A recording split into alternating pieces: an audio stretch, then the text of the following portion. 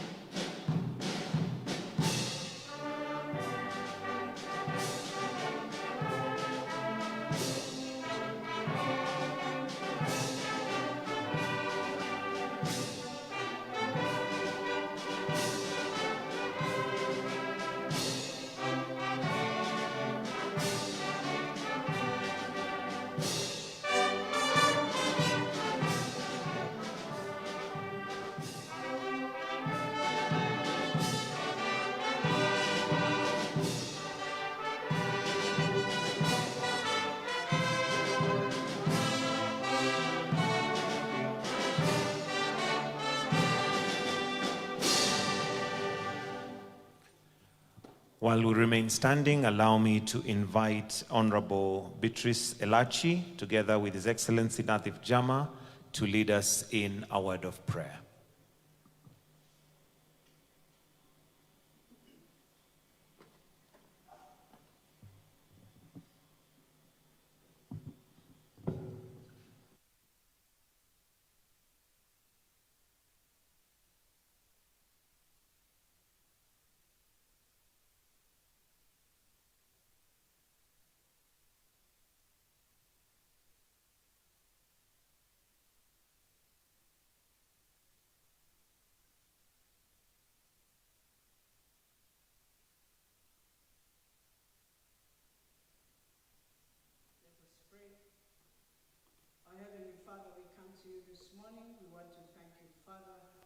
Bless you for everything for our country, Kenya, Father. How we bring all our leaders unto you, His Excellency the President. And Father, we want to pray for the soul of our leader, Raila Amolo Odinga, at this time, Father, as we evaluate the 10-point agenda. We pray, Father, for clarity. We pray for wisdom.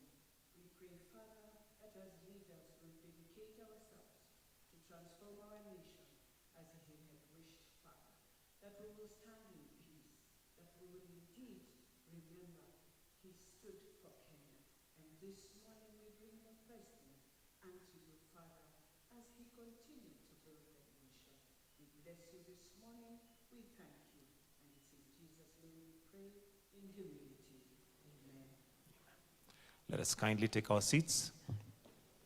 Your Excellency, Dr. William Samoei Ruto, President and Commander-in-Chief of the Kenya Defense Forces and the UDA Party Leader, Professor Abraham Kithure Kindiki, Deputy President and Deputy Party Leader, UDA, Party Leader Oburu Oginga, UDA and ODM Party Chairpersons, Secretary Generals, Governors present, led by the COG Chair, all party officials present, and all members of Parliament and invited guests present.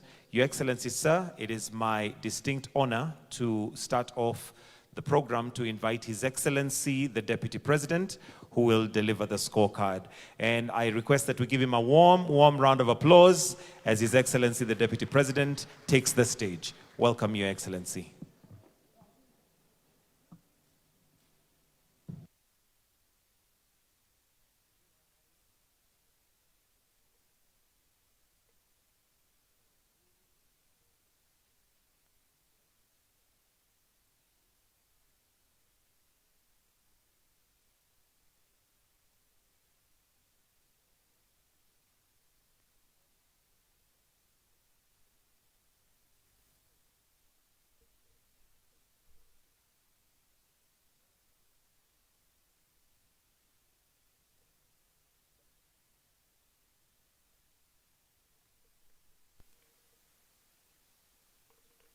members of the Senate, because the scorecard, which we celebrate today, the achievements of this administration for the last 3 years could not have been possible without the unwavering, consistent, and faithful support from the two houses of Parliament.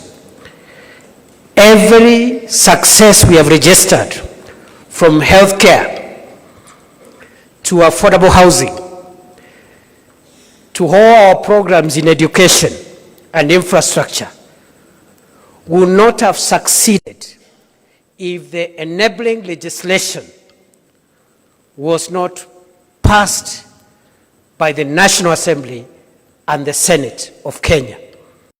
And because we are the majority, our two parties form the majority of the members of the two houses, history will be very kind on these members, because as we assess the progress made in the transformation of our country, there will be a very, very prominent chapter on the role that the National Assembly and the Senate played to actualize the flagship projects of the broad-based administration. Your Excellency, I've been given 20 minutes to say very many things. I'll try to keep the time, and we have agreed with the leaders of the houses that after the 20th minute, they can ring the bell. Your Excellency, the last 3 years have been phenomenal, because when you were sworn in, and iko kitabu, there is a booklet with the scorecard, so that you can help, you can be able to follow as we go through. I will not be able to say everything, but I will be able to give the key highlights in the 20 minutes which I have. So, Your Excellency the President, when you were sworn into office on 13th September 2022, the economy of Kenya was in bad shape because of a number of factors, mainly the disruption of the supply chains because of the war in Ukraine and Russia, the COVID-19 pandemic that has shut down our economy for more than a year, and other shocks, including the drought that had ravaged our country. Because of these economic shocks, our economy was in bad shape. Kenya was one of the 6 countries in Africa that had been predicted to default in their sovereign debt, the others being Ethiopia, Chad, Ghana, Gambia, and Zambia. Out of the 6 countries, including Kenya, that had been predicted to default in their sovereign debt obligations, only Kenya survived. All the other 5 countries defaulted. Why? Because immediately you were sworn in office, you made very difficult, painful, and unpopular decisions that helped bring our economy back on track, including negotiating a G2G arrangement for the supply of crude oil, which was not available in 2022 September. People were queuing to buy petrol. And we saw the escalation of costs of petrol, which is a big contributor to inflation. It kept on increasing until it reached a high of 2018 shillings a litre. Over the last 3 years, Your Excellency, through your leadership and with the support of the broad-based administration, we've been able to bring down a number of macroeconomic indicators that were affecting our economic environment. Number one, prices of essential commodities that had skyrocketed and therefore influencing the cost of living negatively have been stabilized over time, including unga from 250. Today, unga from 138 shillings going forward, you'll get your unga depending on the type of unga that you want to consume. But from 138 shillings, you'll get your unga. Your Excellency, Fuel, which had gone as high as 217, 218 shillings a litre, has been going down continuously. Over time, losing over 40 shillings. Today we are at 178 a litre. Your Excellency, inflation, which was at 9.6% at that time, is now stable for more than a year. It has been somewhere between 3.5 and 4.5%, which is within the central bank preferred midpoint. The Central Bank of Kenya preferred midpoint for inflation is 5%, plus or minus 2.5%. We are below that CBK benchmark. Last month it was 4.3%. Again, congratulations, Your Excellency, because inflation, low inflation, and keeping inflation stable and low is one of the macroeconomic foundations on which our economy is going to be built going forward. Your Excellency, the exchange rate, the shilling was losing value every day. Over the last almost 1.5 years and more, we've been able to keep a stable exchange rate at 129 shillings, down from 165, 162, 165 shillings in 2022. Your Excellency, congratulations. The Kenya shilling now has been rated as one of the most stable currencies in the world. The top 6 stable currencies in the world, the Kenya shilling is in that list. Your Excellency, over the last 3 years, again, due to difficult and popular but important decisions, we have now grown our cash reserve ratio. Our foreign exchange reserves have increased. In 2022, when you were being sworn in, people were booking dollars. Business people wanted to do export-import trade. They needed to pay for goods from overseas. They had to book dollars for dollars, and you could not get, if you ask for 10,000, they tell you we'll only get you 3,000 today. Next week we'll get you another 2,000, because we didn't have enough foreign exchange reserves. We have moved over the last 3 years, Your Excellency, under your leadership, from a low 5.7 billion US dollars, which is import cover for 2.5 months, to a historic high. I know the booklet says that we are at 12.3, but we have increased. The data from Central Bank on Thursday, we have hit a historic high, 14.6 billion US dollars, equivalent to 1.9 trillion Kenya shillings in foreign exchange reserve. Import cover of 6.2 towards 7 months of import cover. Kimani Ishungwa is an accountant. He's telling me it's not 6.2, it's 7 months import cover. Meaning even if the economy of Kenya was shut down for 7 months, we will still conduct our affairs without disrupting international trade, our export and import trade. This is historic. We've never been there before. Your Excellency, sir, on the economy, the other indicators are also looking good. I've talked about the strength of the currency. I've talked about low inflation. I've talked about the cash reserve ratio. I also want to talk about national savings. For 62 years, we had only saved 320 billion through NSSF. Okay?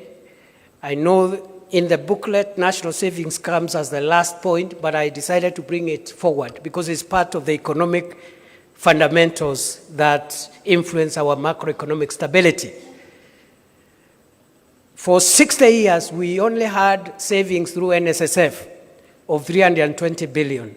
In the last 3 years, in fact, 2 years, because we changed the law, again, courtesy of Parliament, we started implementing the law that Parliament passed 2 years ago. We have saved an additional 370 billion in 2 years. Today, savings stand at 690 billion Kenya shillings, projected to hit the 1 trillion shilling mark by the end of next year. Again, historic because we have more than doubled our national savings in 2 years compared to what we had saved for 62 years. Your Excellency, all these macroeconomic indicators point to a better Kenya, a stronger economy. No wonder all the ratings of the Kenyan economy by international credit rating agencies have been positive on Kenya, from Standard & Poor to Moody's. Kenya now has been upgraded to somewhere between B3, B-, a stable economy by sovereign credit rating companies which are global and therefore are not politically inclined. And therefore, this macroeconomic heavy lifting has taken us a bit of time, but we're in good place now. Going forward, the remaining part is easier because now we now move into the realm of microeconomics, that is putting money into the pockets of individual citizens, creating jobs and income opportunities, and also employment, jobs, household incomes, and that is where the other programs that we have rolled out are going to take us, as we are going to see. So that is how the economy has been stabilized over the last 3 years, and some of the interventions required parliamentary support of the two houses of parliament, and we applaud Parliament in its entirety for that support. Number 2, Your Excellency, is agriculture.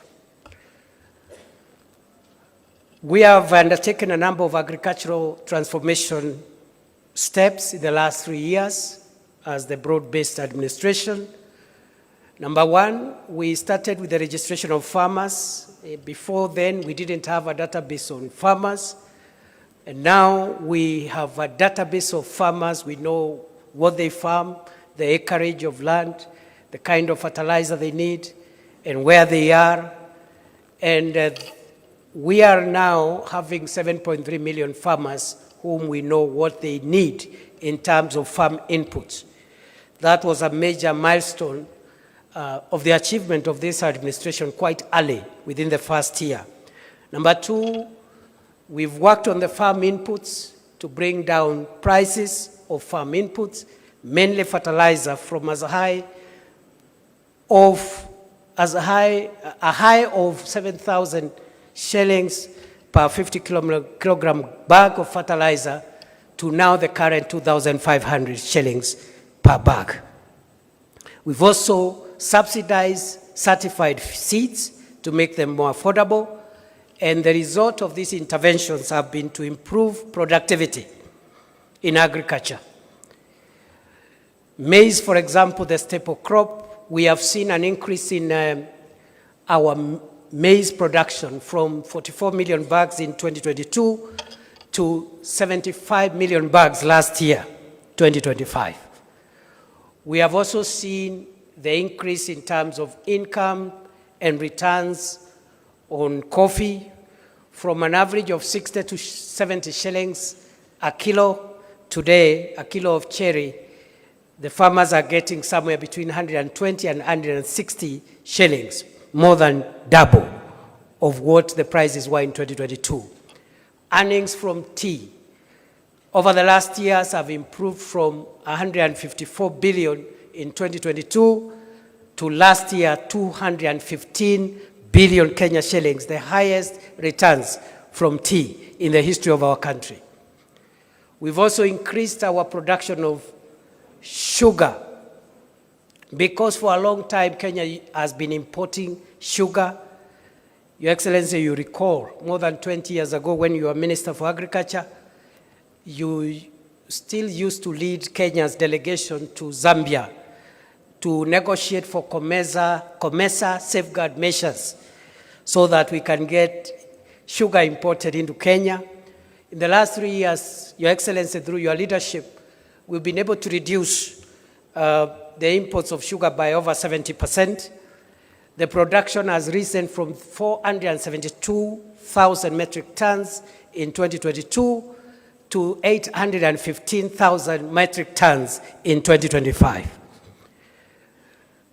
through your leadership and with the help of both houses of parliament, we have been able to bring in a new law in the sector to eliminate cartels and to provide for partnering with private sector to lease government-owned sugar factories, Mumias, Nzoia, Chemelil, Sony. And today, we are now not just having an additional 200,000 acres under sugarcane production, but we are also having timely payment for farmers, of course at better prices, from 3,500 shillings per ton to the current 4,500 shillings per ton. Your Excellency, because of these reforms, the cartels in the sugar industry have been dealt with, and in the next 2-3 years, Kenya will not require to import a single grain of sugar from anywhere. In fact, Kenya will start exporting sugar to the other countries in the region. Your Excellency, for the first time, farmers are being paid every 7 days for their delivery of cane, and workers are being paid at the end of the month. And for the first time since sugarcane growing was introduced in Kenya, sugarcane farmers are earning bonus, as you yourself has presided over the issuance of bonus in Mumias, and I'm sure for the other sugar factories, the bonuses should be coming at the end of the year. So that is what we've done for sugarcane. And in terms of milk production, Your Excellency, we've been able to increase production from 4.6 billion liters in 2022 to 5.3 billion liters last year. Our exports of dairy products have also increased by 92% to last year's 9.4 billion shillings worth of exports of dairy products. Your Excellency, we have also in the livestock sector been able to start installing milk coolers to provide longevity for milk and avoid wasting milk, which has been going bad. But also we have vaccinated 7.9 animals. We have also been able to increase our meat exports, which were 12.9 billion shillings last year. And we are also almost completing the Kenya Leather Industrial Park in Kenanye, which will bring value addition into the livestock sector and make more income and returns for pastoralists and livestock keepers. Your Excellency, sir, I can also highlight a few things we've done in the blue economy because of the counties in the coast and counties around Lake Victoria that depend on blue economy. We are building fish landing sites from Waepe near Lungalunga all the way to Mokowe in Lamu, Kipini, Kichwa Chakati in between, and we are also giving grants to beach management units. We've already disbursed 3.2 billion shillings to beach management units to support fishermen. We are buying boats. The small boats are already in place. What is being procured now are the high sea or deep sea fishing boats, and we are collaborating with county governments to fasten that procurement so that we can have boats that can go into the deep sea and bring better fish and more valuable fish. We are also, we've completed the Shimoni fish port, 2.6 billion shillings. We've completed a big mariculture center in Shimoni at 1.4 billion. We are building Kabonyo Aquaculture Center of Excellence around Lake Victoria, 1.3 billion. We have landing sites around Lake Victoria from Migori all the way to Mukoba in Busia and all the other places in between. We have finished the Paya in Homa Bay, the fish markets in Homa Bay, the fish market in Kidongo in Mombasa. We have also done the lab, fish quality lab in Mombasa. It's almost complete. and the one in Kisumu is also 55% complete. We are also providing pond liners and cages for fish cage farming, and also providing predator nets to encourage inland fish farming. So, Your Excellency, I know that booklet has omitted that blue economy thing, so we'll improve and maybe, because that's an area also we've done very well. Number 3, Your Excellency, universal health. Universal health, Your Excellency, when you came to office, the first thing that this government did was to promote primary health care by employing community health promoters, 107,831 of them, who continue to be our foot soldiers to encourage people to live well, to try and detect complicated diseases before they become chronic, like diabetes, sugar-related diseases, pressure-related diseases, in partnership with county governments. I must also thank Your Excellency the same way I thank the members of the National Assembly and senators.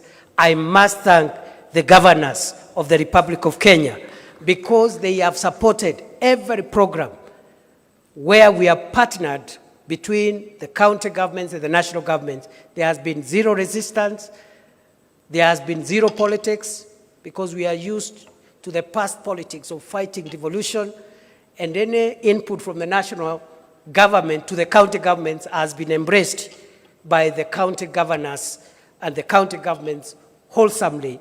I commend the county governors of Kenya for their patriotism. Your Excellency, under universal health care, as of this morning, we have registered 29.8 million Kenyans into Taifa Care, which is historic, because we are coming from 7 million shillings, 7 million Kenyans under NHIF.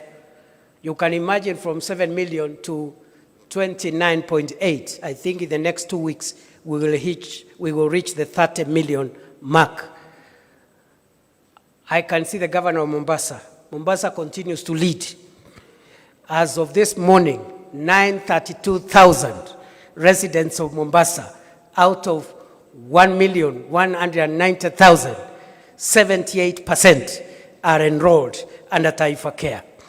I see the other governors are trying to incite me to also mention, I will not name them, but the top 5 counties, for purposes of record, is Mombasa, followed by Bomet, followed by Elgeyo Marakwet, followed by Kirinyaga, and Tharaka Nithi closes the top 5.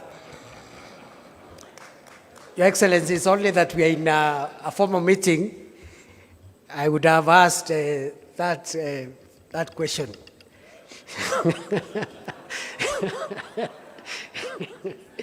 Your Excellency, sir, what we need to fine-tune to improve our universal health care going forward are 3 things. 1, we need to improve on the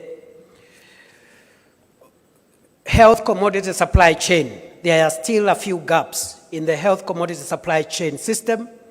Number 2, we need to improve on the actuarials of the universal health coverage to make sure the premiums that are paid are able to provide quality packages for all kinds of treatments across the board.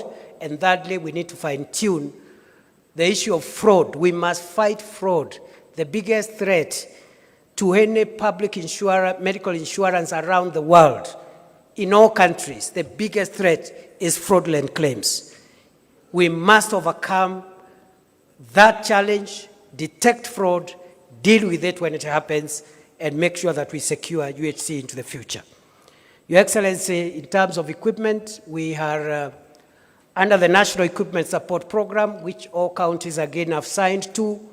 We are placing specialized equipment to replace the now decommissioned MES program with the National Equipment Support Program. So we've made a lot of strides in the health sector. In terms of education, number 4, Your Excellency, education. When you were sworn in office, there was a lot of hue and cry. Everywhere we went, citizens used to tell you and to tell the rest of us, if you get into office, abolish CBC. Today that noise has died completely. Why? Because immediately you are sworn in office, you establish the Presidential Working Party on education reforms. High-level experts, stakeholders, students, lecturers, and all the people in that space contributed to the streamlining, the reforms that we have implemented that streamline the CBC program. Transition has been going on. We just transited into grade 10. I'm told we are now 99-point-something% transition into grade 10 in the 3 pathways. There is still work to do, but at least we provided clarity on the CBC program. We have employed 100,000 teachers. Our commitment in the manifesto was 116,000 teachers. We will close the gap this year, and we will celebrate that milestone as well, because we discovered during our campaigns that there was a poor student-teacher ratio. By that time, it was 1 teacher for 45 pupils or students. Today, we have reduced that ratio from 1 to 45 to 1 to 29, one of the best in the world. Even the developed countries, it is somewhere between 1 to 25 and 1 to 30. So we are doing well.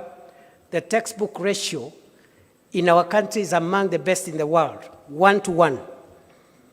The textbook student ratio of Kenya is among the best in the world, 1 textbook for 1 pupil or student.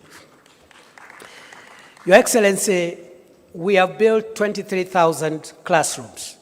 7,000 of those classrooms have been built by members of parliament from the National Assembly through CDF. And 15,000 classrooms have been built through the national government. Your Excellency, we have also been able to employ 3,300 tutors for our TVETs, and we have also achieved a number of things. Number one, we have increased the budget in education from where it was in 2022, when you took over. The education budget was 500 billion. Last year, it was 702 billion. This year, it will be 738 billion. Going forward, we also have increased capitation for universities. Funding for our universities has moved from 45 billion in 2022 to 82 billion last year. Funding for the Higher Education Loans Board to provide loans has increased from 17 billion in 2022 to 41 billion last year. In terms of tertiary education, Your Excellency, what have we done? Number one, we have increased enrollment, because when you came to office, there were more students in universities than in tertiary institutions, which is it's not the way it should be. There should be more students at the lower levels, including tertiary institutions, and less in the university. We are trying to correct that anomaly.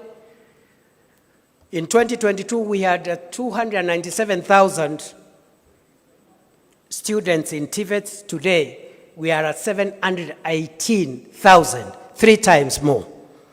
Your Excellency, we have employed 3,300 teachers for TVETs.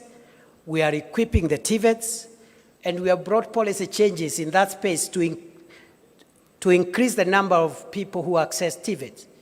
We have brought the modularization policy, where you come, if you are a Juakali person, you do 1 module, you continue doing your business. When you get some time, you come back and do another module, and over time, you accumulate. You don't have to stay in the TVET for 3 years. If you are already engaged in other things, you can pursue your TVET education in a modular form. We have introduced the dual training policy, and we have introduced the recognition of prior learning, which helps to certify those who are prior learning, but they don't have certification in technical related subjects. That's what we have done on education. That's number 4. I'm not doing so well. Number 5, Your Excellency, is infrastructure. And infrastructure, I'll speak about 4 things. One is the roads program that I had stalled. In 2022, many roads are stalled because of lack of money. Those roads stalled in 2019, 2020, 2021. There was no money. When you were sworn in office, President William Ruto, we had pending bills in the road sector of about 190 billion. Those bills were verified and they came to 177 billion. They have all been paid. The 177 billion of pending bills has been cleared by the broad-based administration. And thanks to Parliament, because they helped us pass some of the regulations that has helped us have innovative financing models and securitizing part of the fuel levy to be able to clear those bills. In the last 3 years, we have completed 2,143 kilometers of road. With the clearance of pending bills, 6,000 kilometers of new roads or stalled roads which are stalled, 6,000 kilometers are now being built across the country. And Your Excellency, as I travel around this country, I really get impressed. Some of the areas where citizens had given up hope on tarmac roads, I have seen those roads with my own eyes. Niseme nisiseme.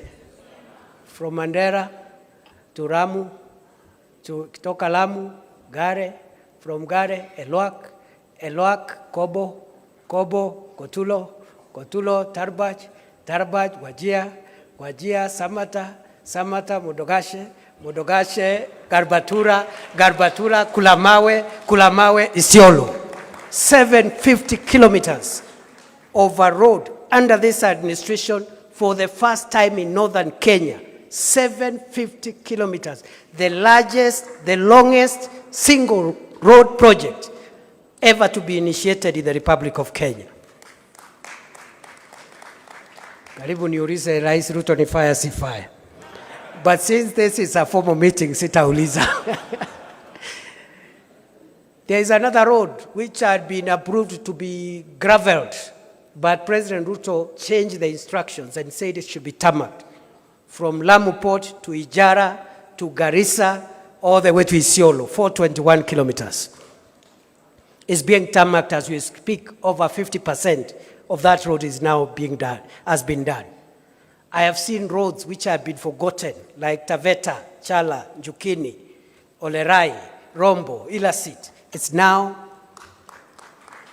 okay. It's almost work in progress. I've seen the dwelling of Changamwe, Mariakani. I've seen the dwelling of Mtwapa to Kilifi, going into Malindi. It's ongoing. And the flagship one, Rironi, Mau Summit, which is being worked on as we speak. So there's a lot of progress. That is the roads. Electricity, we have increased the connectivity of electricity from 8.8 million households in 2022 to 10.3 million households in 2025. And we are on course towards universal electrification by 2030, as was envisaged in Vision 30. Our connectivity in electricity now is 66% nationally, one of the highest in Africa. Some of the African countries are still at 11%, 18%.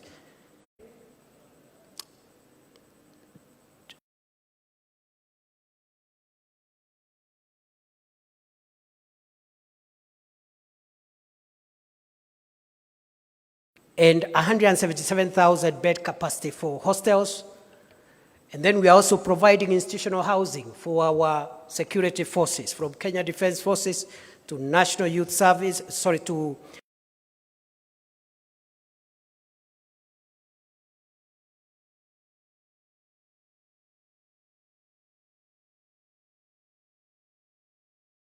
$15,000 for KDF, and the list is long. That is what we've been able to achieve under affordable housing markets, hostels, and institutional building. We have distributed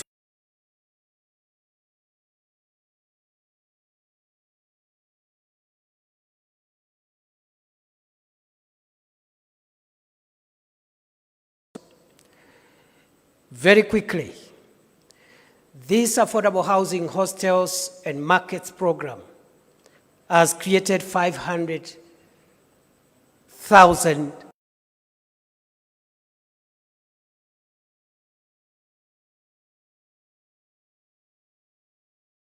the ICT hubs and the Kazi Mtandaoni program, 300,000 jobs.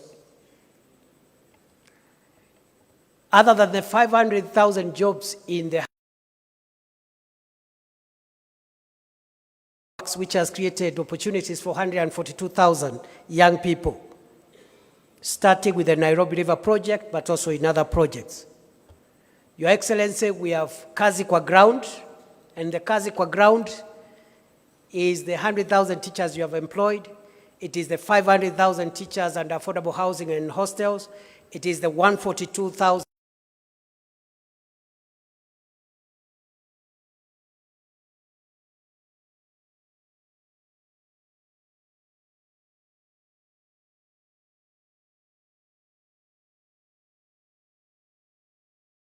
opportunities created in the private sector because the economy is recovering.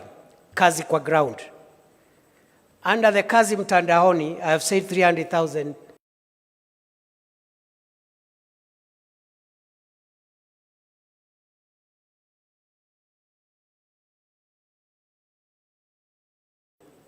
And they have not gone there by chance or by trial and error. It's because of deliberate government interventions. Which ones? Eradicating recruitment cartels. Signing bilateral labor agreements to protect our workers abroad. Providing a green channel for passports of young people who have a contract so that in 2 days they get a passport. Them buy a ticket and acquire a passport through the Youth Enterprise Fund. These interventions is what has promoted the Kazi Maju program. We have now 538,000.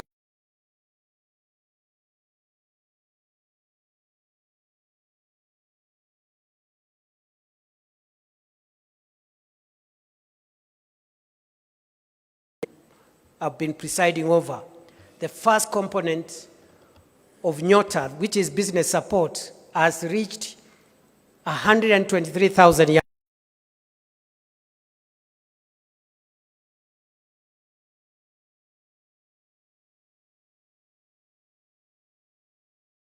Expanding that number into 1 million, even 2 million. And we are working on it, both under the Nyota program and also the KICC, which will equip small enterprises with the equipment they require to increase their productivity. And we are working on that, Your Excellency, to ensure that between KICC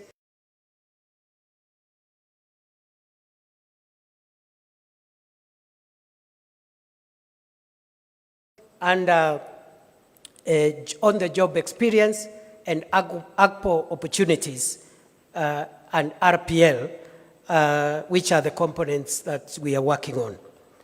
That's what you've done Stadia in this part of the world, the Talanta Sports City, which, Your Excellency, allow me to talk about security reforms as I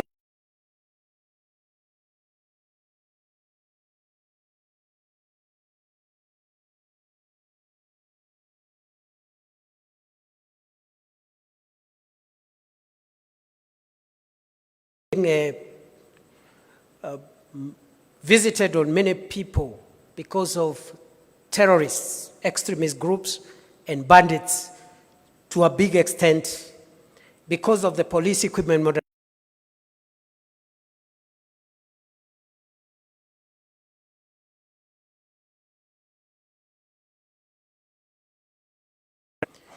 You are implementing, or we are implementing the police reforms in terms of welfare. Just last week, an announcement was made for increment of their salaries. The lowest prison warder and police officer will get an increase of 48% of their basic salary. This has not been done in a long time. We are building houses for them. We are providing medical and life cover for them if they get hurt in the line of duty. Your Excellency, for the KDF, the modernization program is also running smoothly, and we want to thank you for those reforms. In terms of our road traffic safety, just this week we went live on instant fines.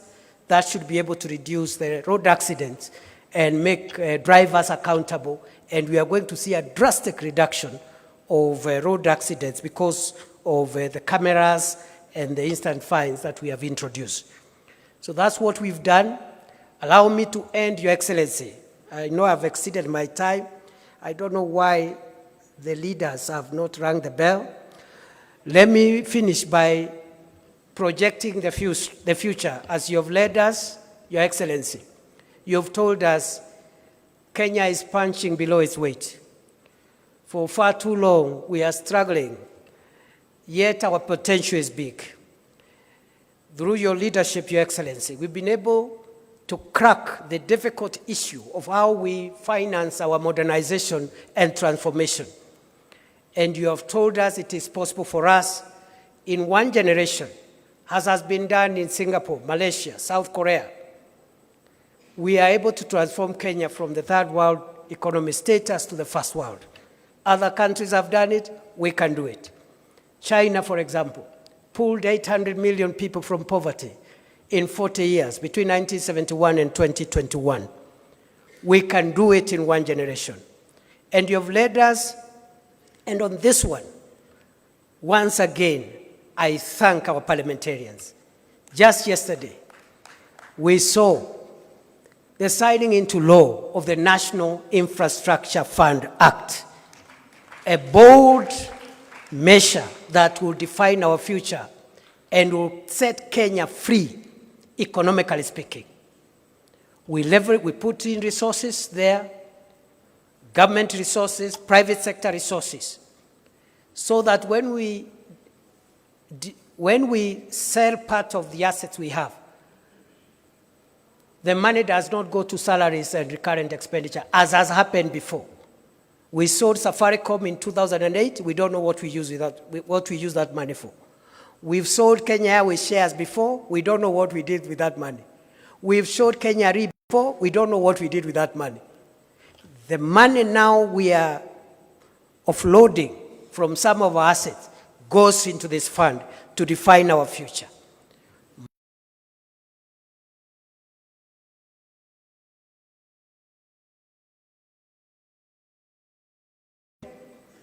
We extend our railway from Naivasha to Narok, to Nyamira, Kisumu, all the way to Malaba. We do our roads, as I have said, another 28,000 kilometers of road. We build dams and harvest water and get away from the shame of hunger. 50 mega dams, 200 mid-sized dams, and 1,000 smaller dams. We also increase our energy productivity by 10,000 megawatts, because currently we only produce 3,300 megawatts. We need 10,000 megawatts so that we can power our industries into the future. Time has not allowed me to talk about KICC and special economic zones, which we are constructing. Your Excellency, I thank you. I stop there, and I apologize for exceeding the 20 minutes. Thank you very much. A warm clap for His Excellency, the Deputy President. With all that said off-head, congratulations, Your Excellency. Your Excellency, with your permission, allow me to now call on Agnes Zani, the Chairperson Committee, to oversee the implementation of the 10-point agenda and the NADCO report. Let's, as she gets on stage. Thank you very much. Your Excellency, the President of the Republic of Kenya, Dr. William Samoei Ruto, and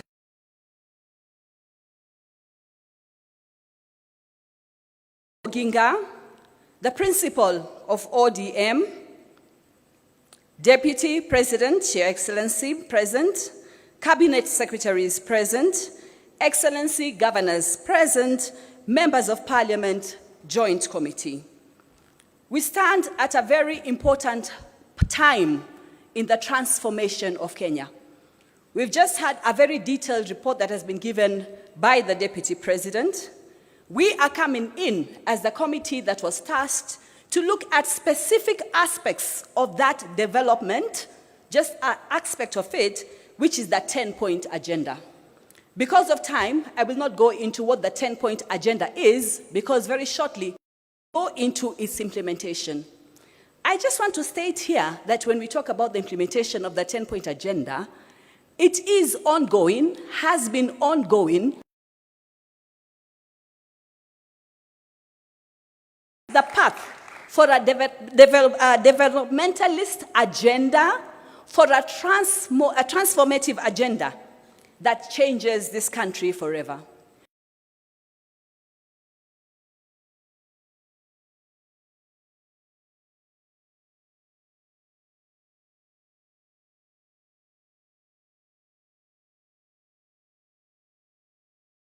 And make changes that are very, very critical.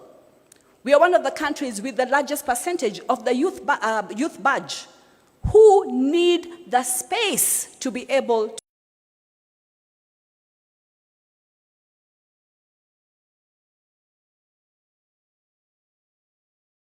policy framework for how we can progress this country by looking at the various aspects. We're looking at aspects of job creation, for example, and youth employment, finance,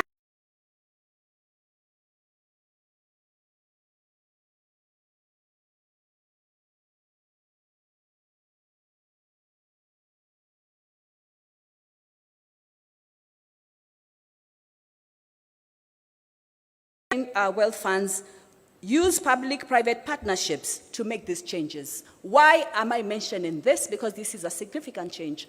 Once we have infrastructural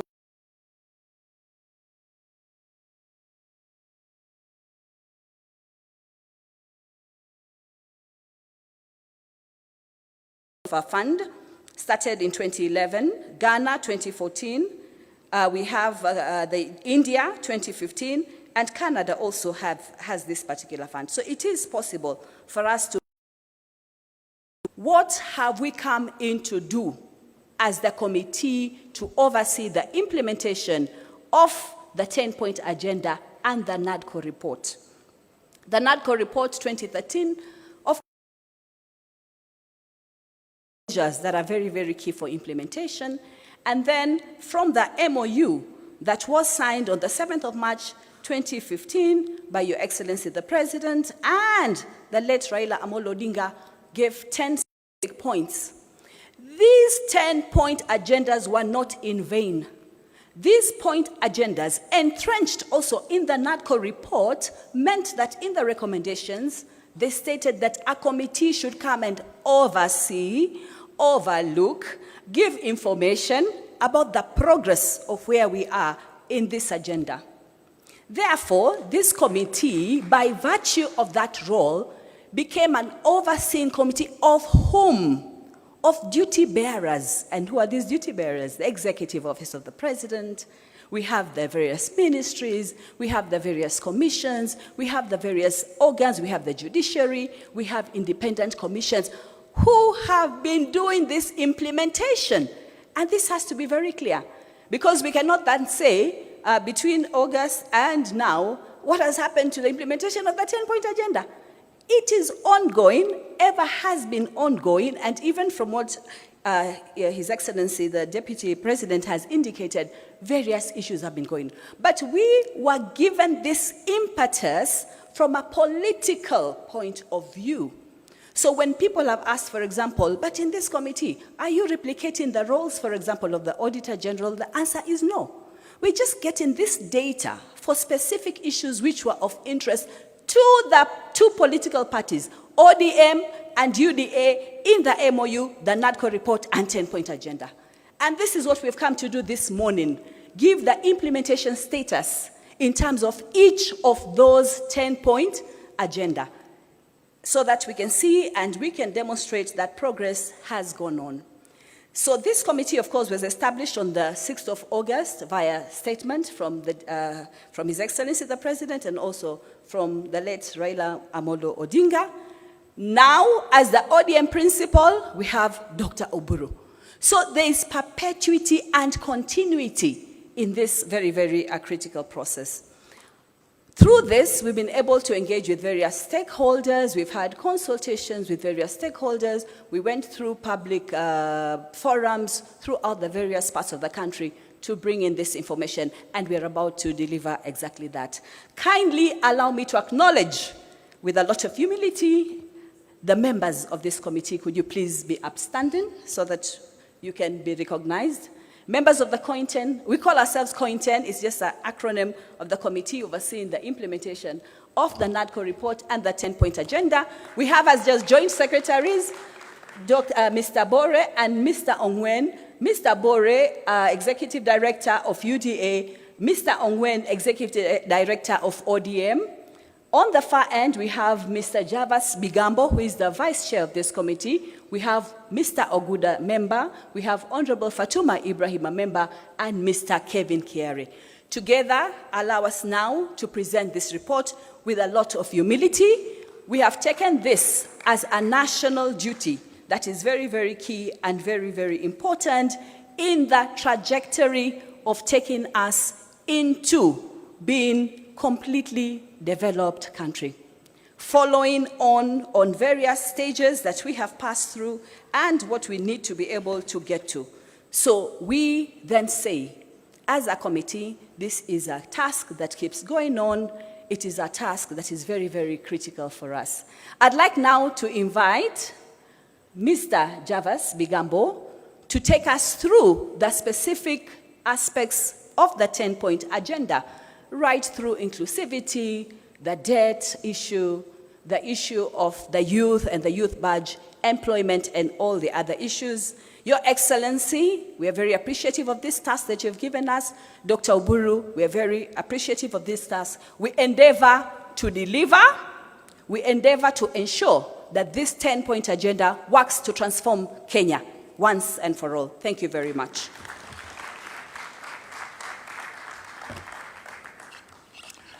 Your Excellency, President William Ruto, President of the Republic of Kenya and Party Leader of UDA, Your Excellency, the Deputy President, Honorable Senator Dr. Oburu Oginga, the Party Leader of ODM, distinguished Honorable Members of Parliament, and Kenyans. We, as the committee overseeing the implementation of the 10-point agenda, are glad to come before you to make this presentation.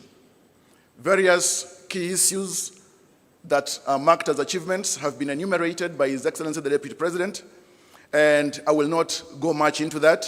And given that all of us here have got copies of this 10-point agenda, I'll only make brief highlights under each section. The building of a nation is a project that never comes to an end, and that is why His Excellency President William Ruto has committed to put in place critical measures to ensure that Kenya moves forward, and as he has spoken numerous times, to move Kenya into a first world country within our lifetime. Kenya has experienced various political crises and challenges, and these challenges have led many times political leaders to come together to bridge the divide so that we get to have amicable solutions. And that's why the NADCO team was formed. It presented a report which was adopted by Parliament in February 2024. And later on, to its implementation, and also following the challenges that bedeviled this country, we had UDA and ODM come together with a view to resolve some of the socio-political and economic challenges that this country has faced. The coming together between ODM and UDA was predicated on the signing of an MOU with a 10-point agenda, and these particular 10 points include the full implementation of the NADCO report, inclusivity in all spheres of public life, protecting and strengthening devolution, promoting and protecting the livelihood of the youth, leadership and integrity, the right to peaceful assembly under Article 37 of the Constitution, and compensation of victims of protests and riots. Fight against corruption, stopping wastage of public resources, protecting and promoting sovereignty of the people and the rule of law and constitutionalism. Those are the 10-point agenda issues. As the chair has indicated, the committee over the last 6 or 7 months has engaged with various implementing agencies, among them the Executive Office of the President, the Legislature, the Judiciary, county governments as implementing agencies, constitutional commissions, and independent offices. Ladies and gentlemen, there are a number of achievements that the committee has recorded, significant achievements on the implementation of the 10-point agenda. I will take just a few minutes to speak to them. The Parliament received 9 bills from NADCO, and various of these bills have been considered and at various stages of implementation and consideration by Parliament.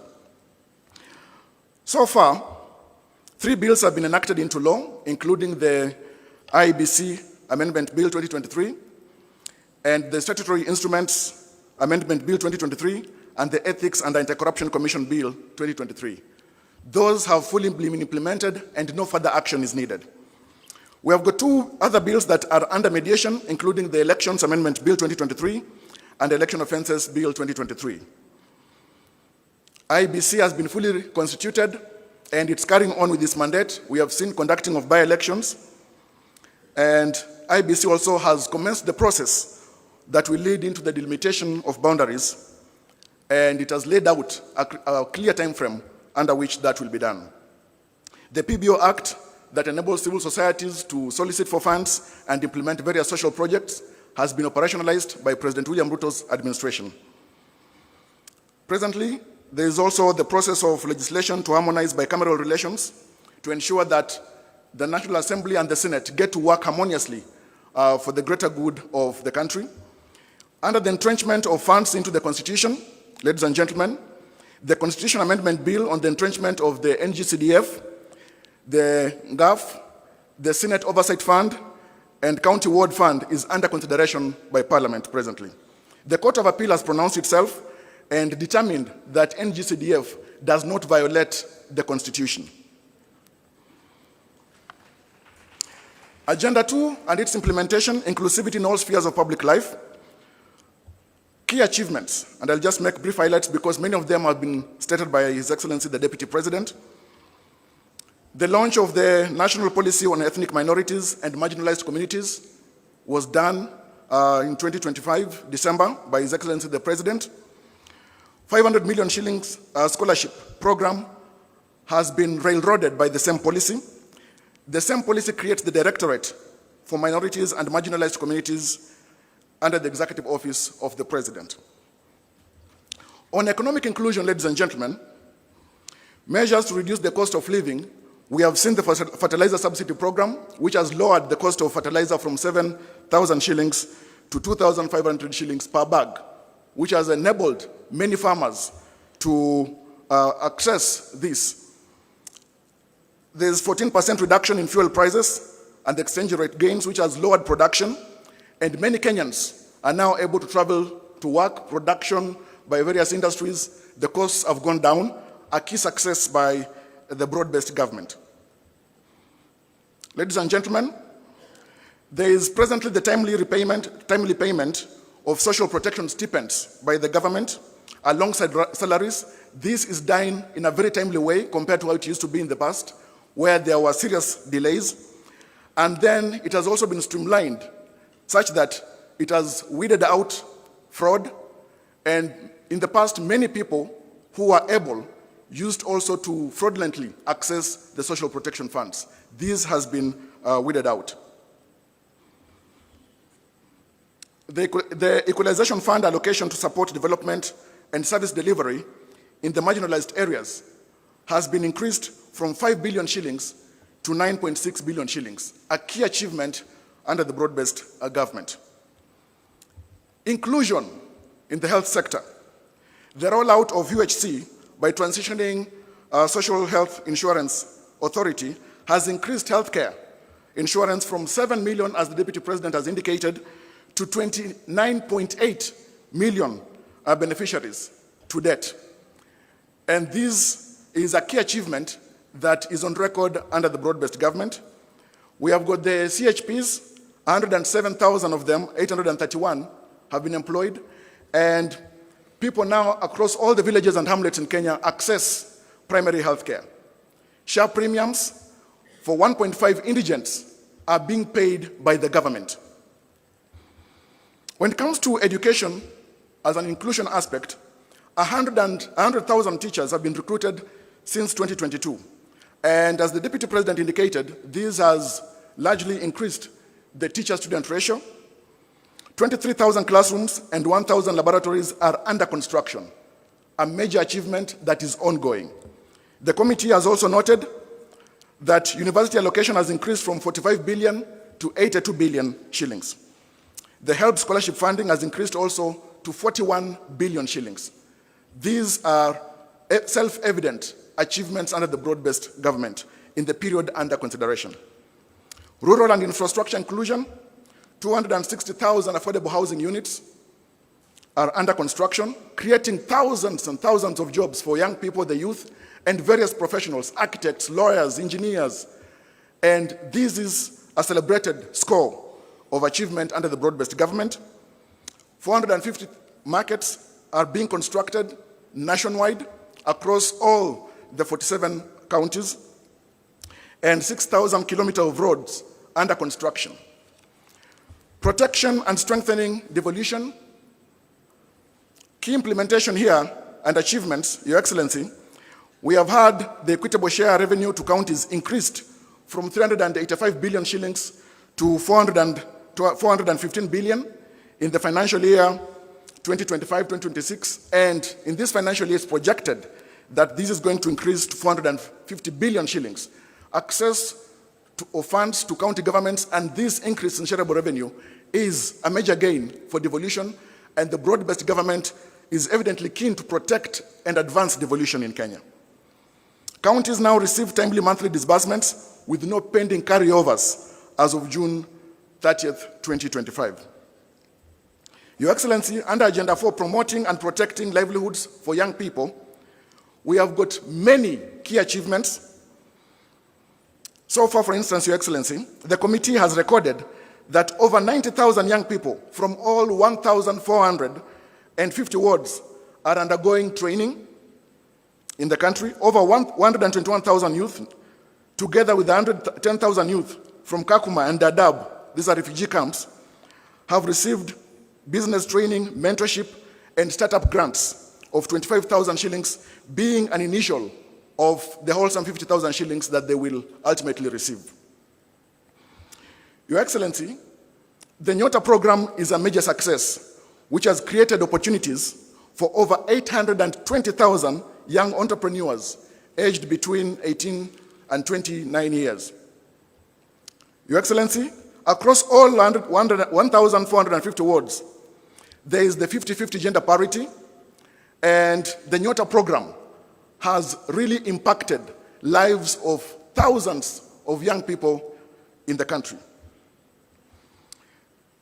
Additional employment initiatives have created and increased opportunities for young people in the country. 640,000 jobs have been created through affordable housing program, with 7,000 professionals who have been onboarded.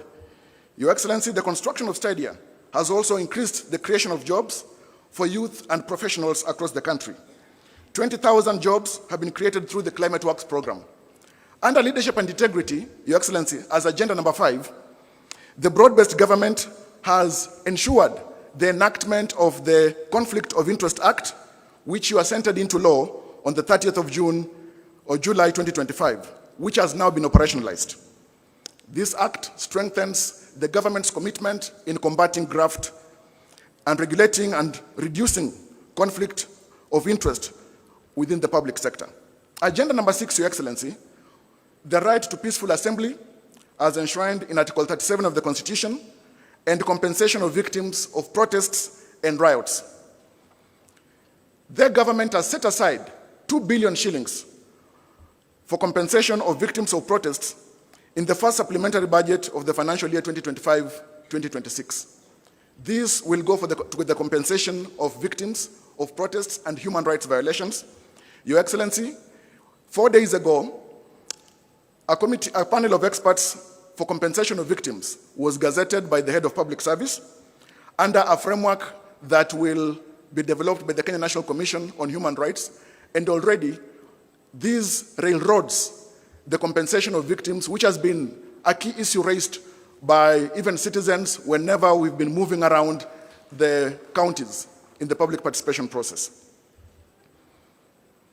From 2023 to 2025, IPOA has handled 820 cases of alleged police misconduct during public order management, securing convictions for 35 cases involving 49 officers, and recommending disciplinary action against 30 officers.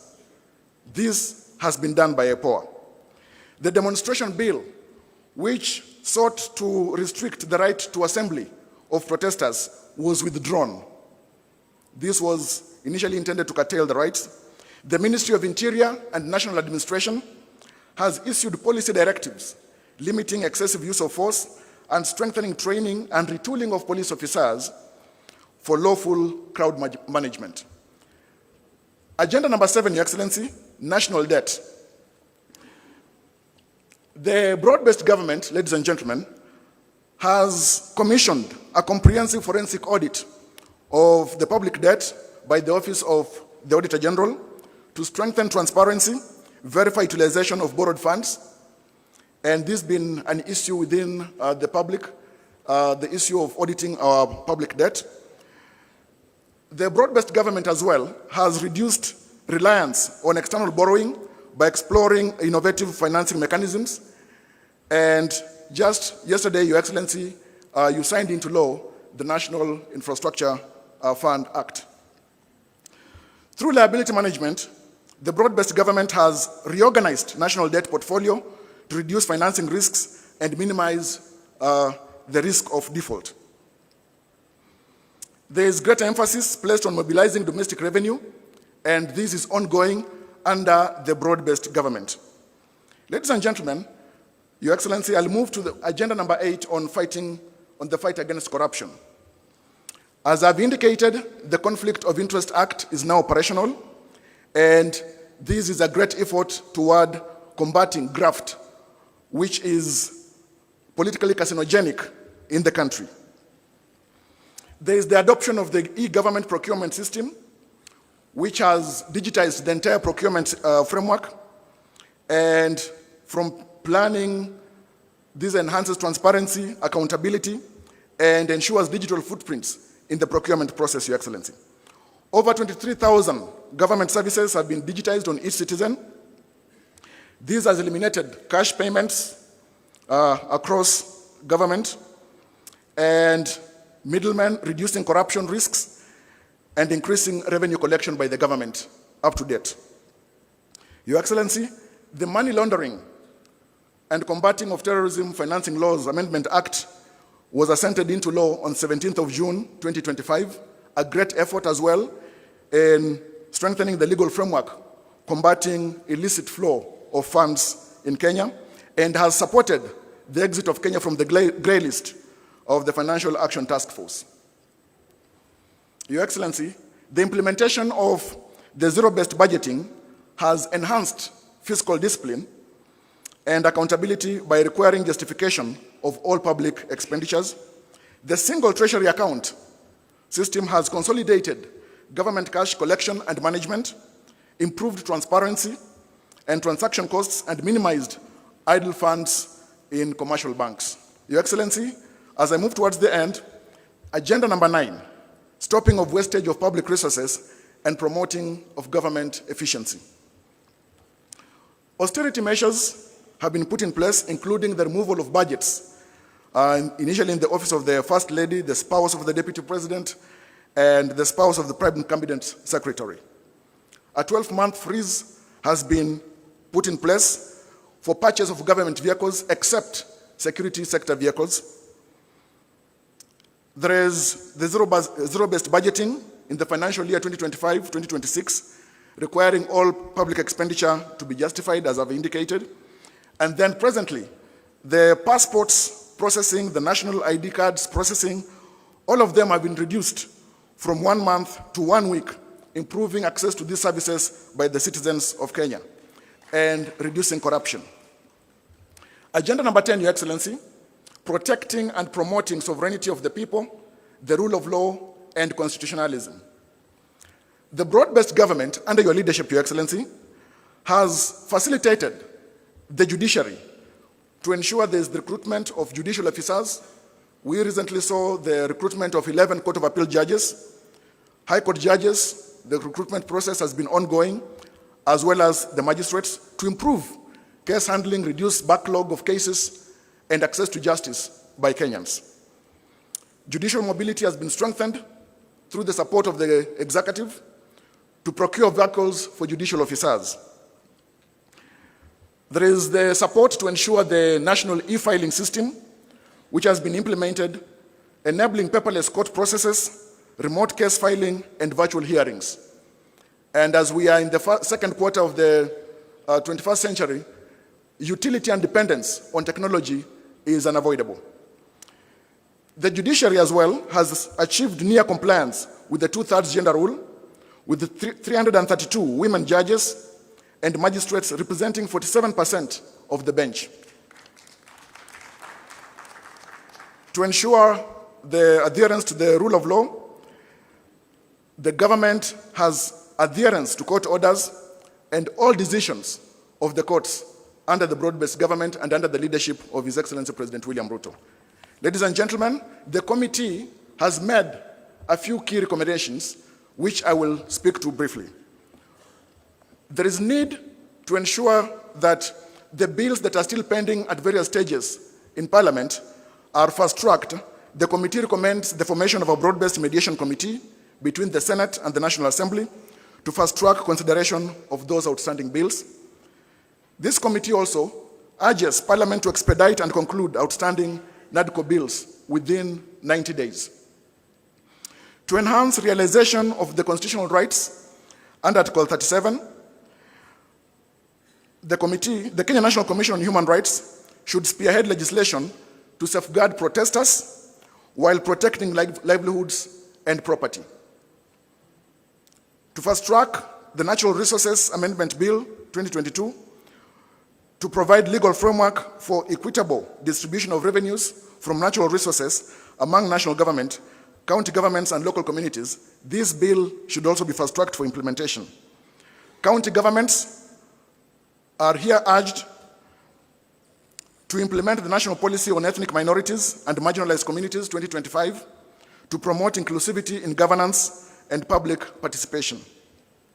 The Attorney General should propose amendments to Section 108 and Section 109 of the County Governments Act 2012 to make county integrated development plans, the CIDPs, long-term plans to be 10-year plans, and sectoral plans to be mid-term plans of 5 years to ensure completion of legacy projects across electoral cycles. This recommendation is to try and make white elephants across county governments to be a thing of the past. To enhance efficiency and credibility in elections, the IEBC should be well-resourced and supported to develop infrastructure and capacity to hold transparent, credible, and verifiable elections as the Constitution provides. We recommend as a committee the establishment of a multi-agency team comprising the National Treasury, the Kenya National Commission on Human Rights, the Law Society of Kenya, under the leadership of the Office of the Attorney General for the victims' compensation. While, of course, as I've indicated already, steps in that direction has been taken by the gazettement that was done 4 days ago by the Head of Public Service. To promote access to justice, the Independent Policing and Oversight Authority should conclude investigations into complaints within 6 months and publish its findings.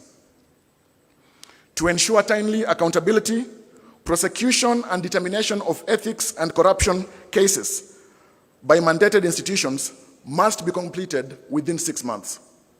Lastly, Your Excellency, the Kenya National Police Service should be well-resourced and supported to strengthen continuous training and retooling of the police for effective crowd management in accordance with the rule of law.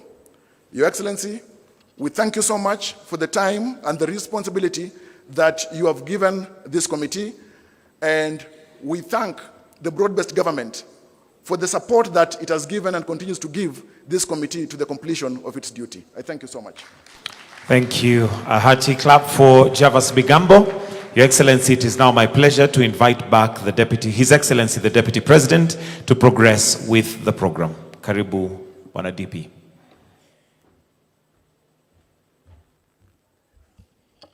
Thank you very much, Coin 10. Your Excellency, in the interest of time, we will run the rest of the program very fast because today is a parliamentary day. And this being a PG, I'm sure the two houses will want to proceed early. Your Excellency, the party leader of UDA, Your Excellency, the party leader of ODM, I will request Professor Nyang' Nyong'o, my academic senior, to come and say two things here in 2 minutes based on the presentation of the 10-point agenda, maybe on devolution and compensation of victims. 2 minutes for Professor Peter Anyang' Nyong'o. A round of applause.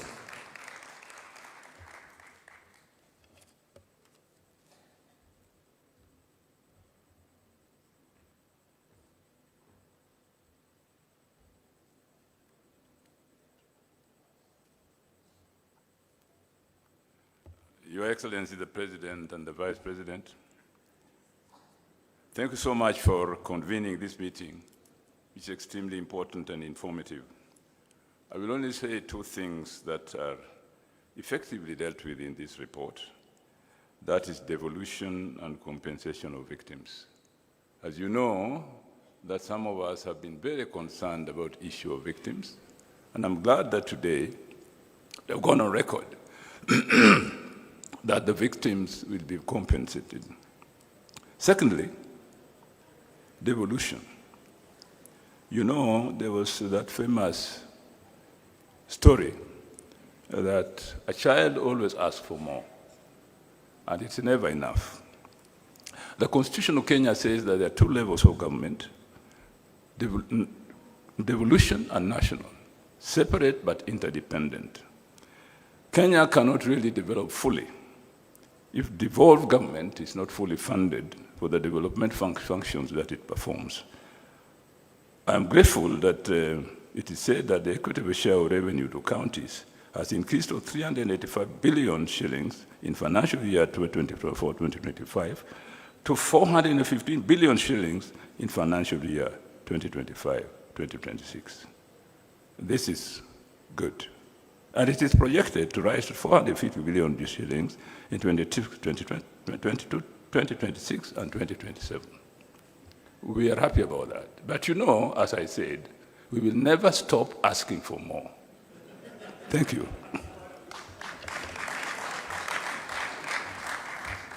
Thank you, Prof. Thank you very much. Your Excellency, the next item, before I call ODM party leader and then invite you, I want to announce after those keynote addresses, we shall have a short plenary of about 15 minutes so that a few of us also can say a few things.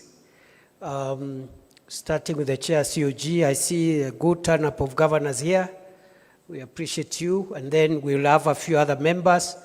I have the permission of the House leaders of the two houses of parliament to run the plenary as a retired leader of majority. Because of time, they have asked me to manage so that as many of us as possible can say something. Your Excellency, sir, it's now my honor and privilege to invite our leader, the leader of ODM, the Honorable Senator Oburu Oginga, Daktari, youth leader. Na kwa sababu anatafuta power, na mimi ni fireman, Leo ni firepower. Karibu leader, karibu. Let's appreciate our leader, Senator Oburu.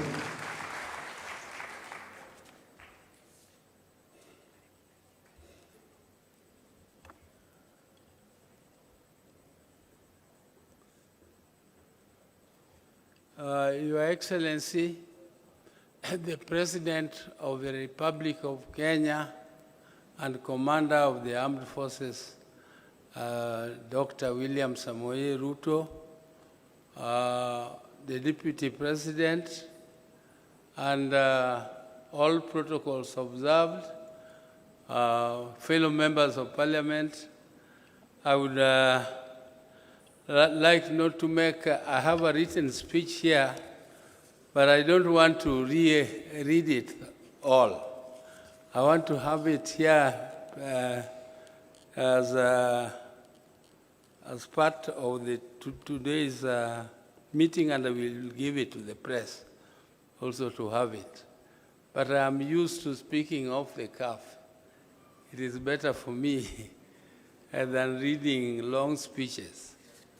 Your Excellency, the report of the 10-point agenda committee headed by my sister, Honorable Professor Zani, is finally presented to us as a joint parliamentary session. Mr. President, this is not a small feat. Mr. President, the country has been waiting for this. The country has been waiting for this because we are in this broad-based government, but there are people who thought that this report is the one which formed the foundation for establishing broad-based government. Mr. President, I want to inform the country that broad-based government started long before the 10-point agenda came. Mr. President, therefore, it cannot depend, the broad-based arrangement cannot depend on the 10-point agenda. 10-point agenda was meant to strengthen the broad-based arrangement. And Mr. President, the 7th of March, which was slated as the date for making the report, was not the end of the broad-based arrangement. The broad-based arrangement goes up to 2027. The 7th of March was marking the beginning or the date when this 10-point agenda was signed. It was an anniversary. It was to celebrate that anniversary. It was also to give us the interim report of the progress of implementation. As you can see, the 10-point agenda which we have been taken through is something which cannot end. It is something which will continue from today. It will continue into 2027, and it will go on, because it is life. Most of these things which are contained here are actually concerning the livelihoods, the daily livelihoods of Kenyans. And we want to improve our society so that there will be no victimization of a victim, or we shall not have victims of police brutality. And our police are supposed to improve, and we want to improve them because they are our sons and sisters. We don't want them to go to jail for killing people. They should not kill people. They should be trained to help our people to fulfill constitutional requirements. If our constitution allows demonstrations, let them be allowed to demonstrate, but demonstrate according to the law, not demonstrate. You just wake up and you say, I want to go and demonstrate because it is my constitutional right. Yes, it is your constitutional right, but the law states how you should do it. The law guides. We must be a law-abiding society. And by abiding by that, what we are saying is that those who violate the law, those who violate the Constitution should be punished. They should be punished. But we really don't want to trap our people that you employ them in police and then tomorrow you have not trained them well and you jail them. That is not the intention of the Constitution. We want our police to be professional, but for now we are going to compensate those who lost their lives. Compensation of life is not something which you can do. You cannot replace a life. You cannot compensate it. There's no cost to it. It is just to give some, to give some pole to the people who lost their loved ones. And it is pole for those who were injured in those demonstrations. It is not to compensate. It is, even though we call it compensation, but you cannot compensate life. So those who thought that, who were saying that there is nothing absolutely which has been done on the 10-point agenda, shame on them. Shame on them, because you can see there is a lot which has been done and there is a lot which is still remaining to be done. I am very, very impressed, particularly by the agenda of infrastructure. The infrastructure is the game changer, and that is game changer for the whole world. If you go to these countries, we are saying we want to go to Canaan through Singapore. That Singapore used exactly the same methods we are using, including the infrastructure fund, including this infrastructure fund which the president signed into law yesterday. And it is infrastructure, infrastructure, infrastructure. That's what we said as a party, as ODM. If we continue to implement these infrastructural projects, the major ones like the SGR through Kericho to KICC, Kisumu, and up to Malaba and Busia, is a big game changer. This big road, which is connecting us with Uganda from Rironi, is a big game changer. And I was so impressed by the report about Northeastern. Northeastern Kenya is regarded to be an arid and semi-arid land. But there is a lot of wealth there. The country concentrated on what was called the high potential areas. But they left the north, which has all the minerals. It has all the animals. We need to take big abattoirs there and take meat to Saudi. A small country like Botswana has become very rich just because of exporting meat. Why? And we have ignored that area. Instead of opening it up, it is left as a security area. I mean, why should it be a security risk? If you have infrastructure, police will have all the ways of moving freely through that area, and we tap all the resources, including the mineral resources. There is a lot of water there, which is going to wastage. You leave water to go into the ocean, and then you don't tap it, and after a short while, your animals die, and including people dying because of lack of water. And yet there is a lot of water. The dams, you heard this report of how many dams, the many dams which are to be built. There is one which is going particularly to our area there. It's called Soin Dam. Once the Soin Dam is done, it is going to produce electricity. It is going to be used for irrigation. It is going to be used for controlling floods, which occur every year, and we regard it as emergency. It is emergency. How can something which occurs every year be regarded as an emergency? How is it an emergency? And you know it will come.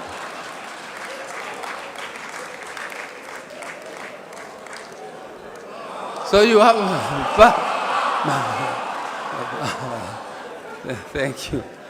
Yeah, I don't want to... Your Excellency, I said I'm not very good at reading speeches, and therefore I will leave this my speech. I don't know, I will give it to the President, but I have spoken my heart. I've finished what I wanted to say. Thank you very much.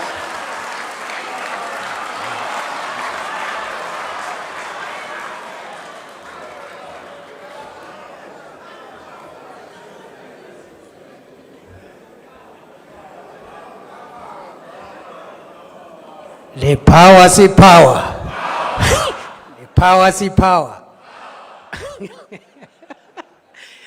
Let me now invite, as Mzee sits down, allow me to announce the following. After the President gives us his keynote address, a few of us will say a few things very quickly by way of plenary, and I'm going to manage that so that we finish early. And then after that, there will be a closing reading of resolution by the two Secretary Generals of ODM and UDA, respectively. On that note, it is now my pleasure to invite His Excellency President William Ruto, party leader of UDA, and leader of the broad-based administration. The power, see power.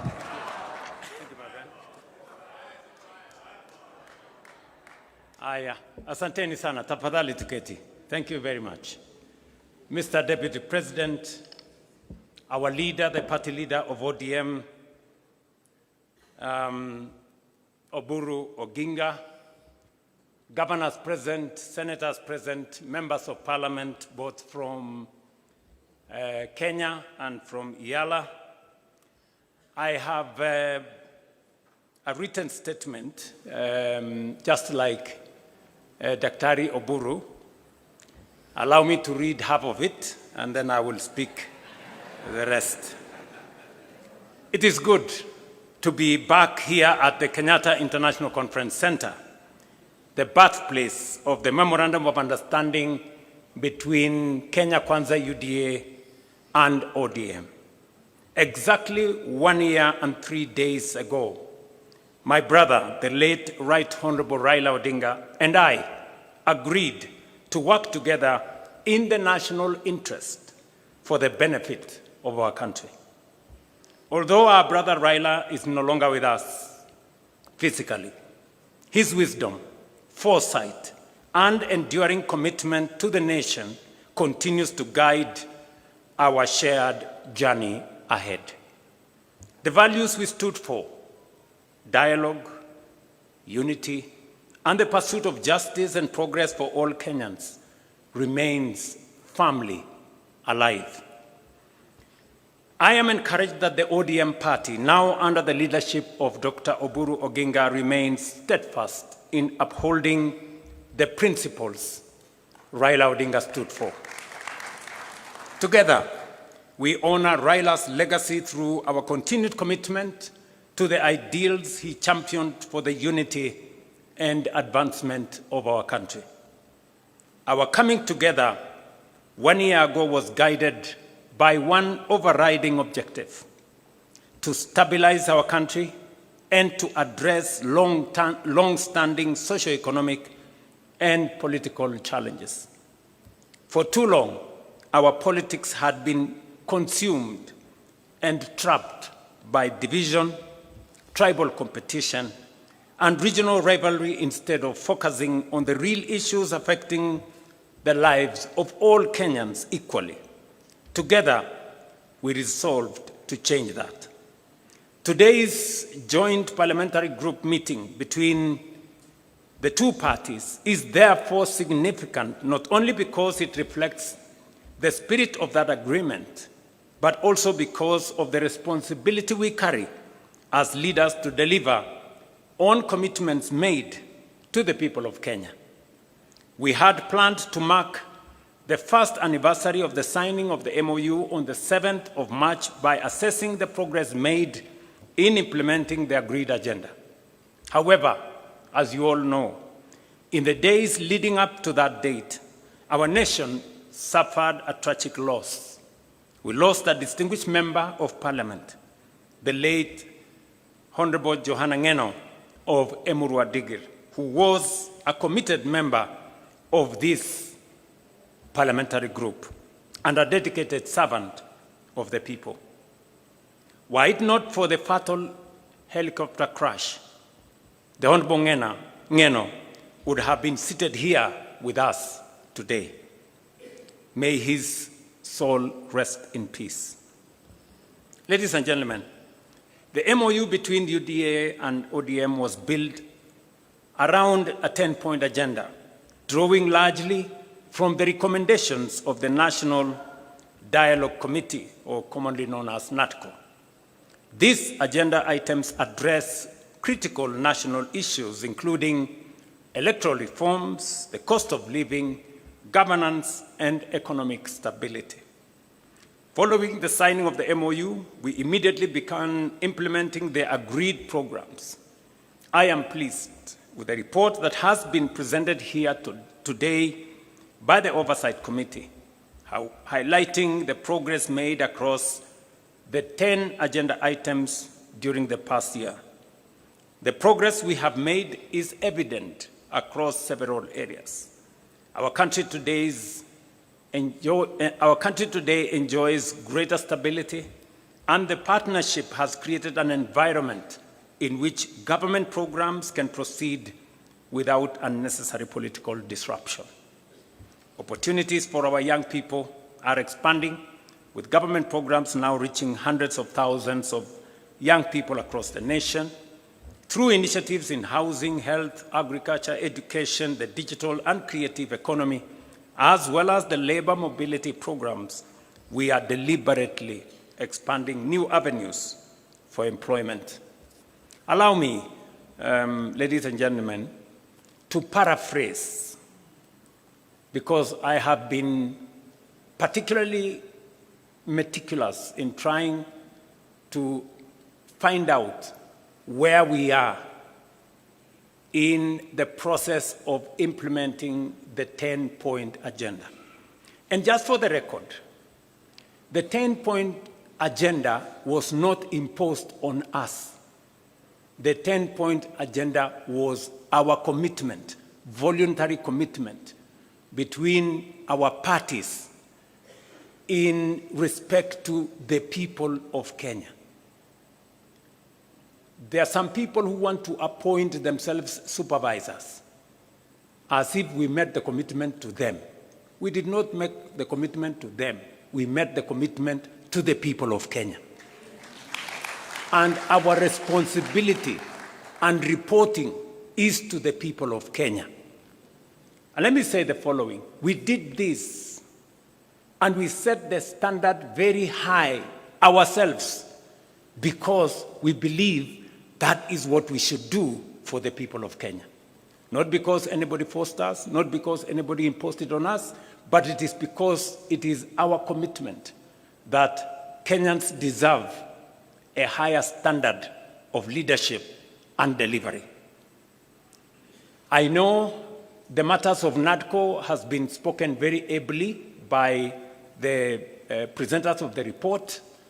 We all agree that one of the most pertinent issues in NADCO was the issue of electoral reforms, and especially the appointment of commissioners to the IEBC.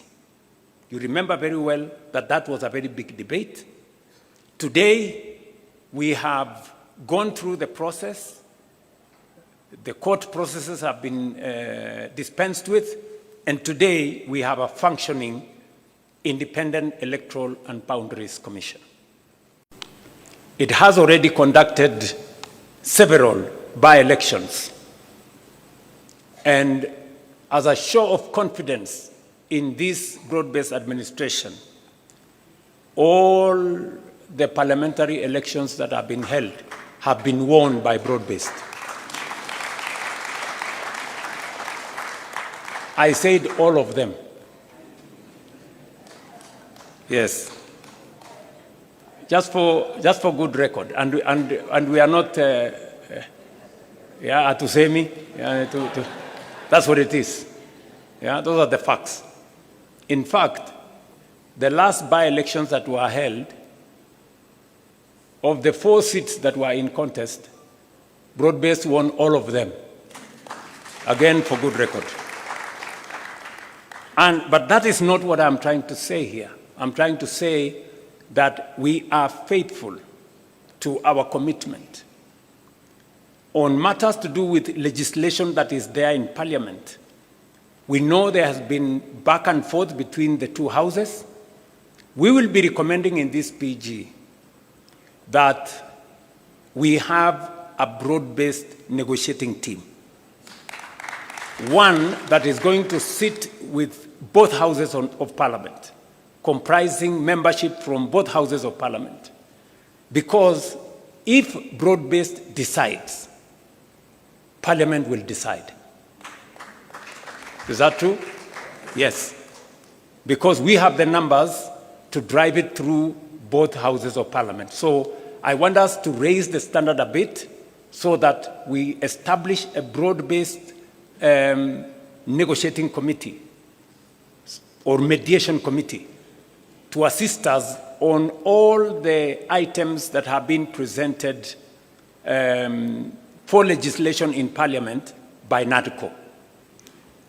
One has already been dispensed with. The matter of NGCDF, the courts have given direction, and therefore the legislation that had been presented to Parliament is now what the lawyers called factors of issue. I mean, it's been dispensed with. So we now need to pick on what the directions court has given to do the rest of the funds. Let me speak specifically to some 6 or 7 critical issues that I have distilled from the report that was presented to us, especially on those 6 or 7 issues. Number one is inclusivity, and especially the matter of cost of living. The people of Kenya have spoken with clarity on how they want our country to be much more inclusive, and for us to be able to have a society that leaves nobody behind. We have done 5 issues on this subject of inclusivity and cost of living. Number one, we now have a policy on the marginalized in Kenya. We have provided bursaries for their children. We have provided many other interventions that will assist minorities, people who are perceived to be marginalized, for them to be brought into the bracket and so that they are not left behind. We have deliberately dealt on matters that finally dictate cost of living.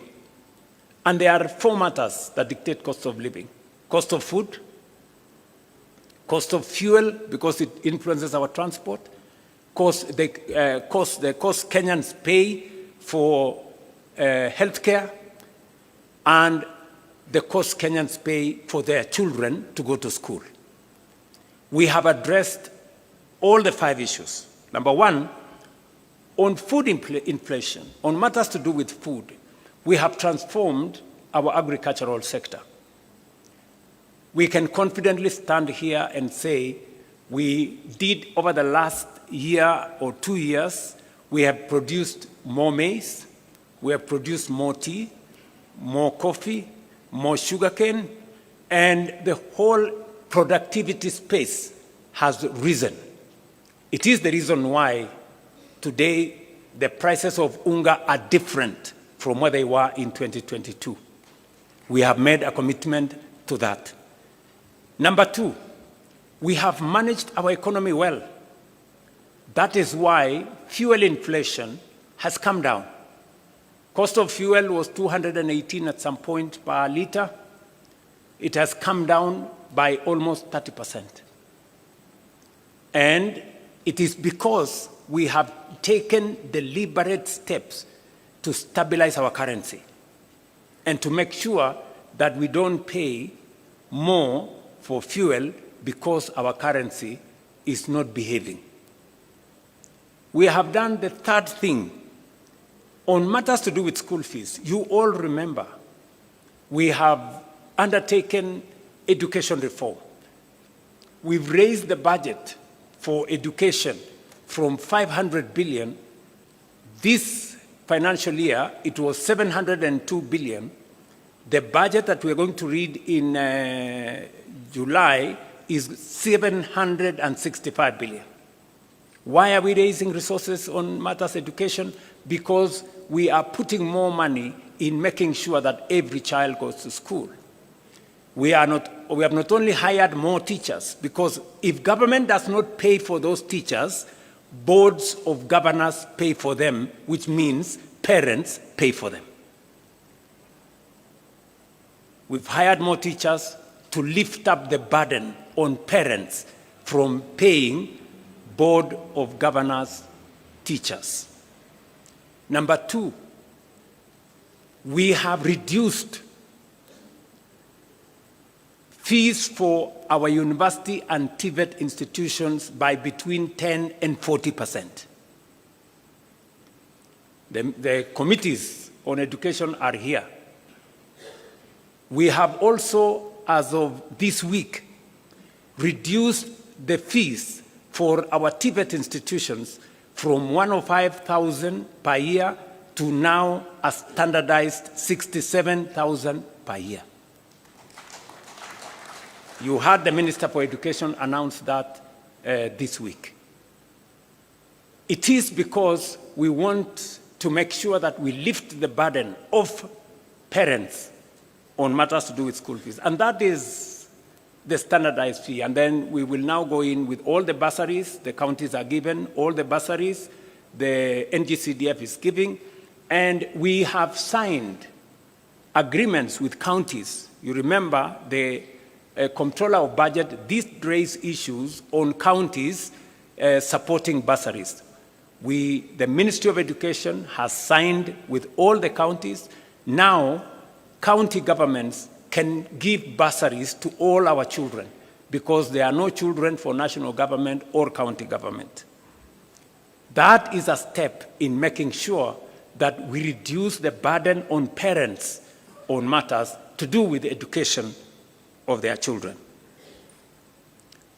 You all know that also we have lifted a heavy load that would otherwise be borne by Kenyans on matters to do with universal health coverage.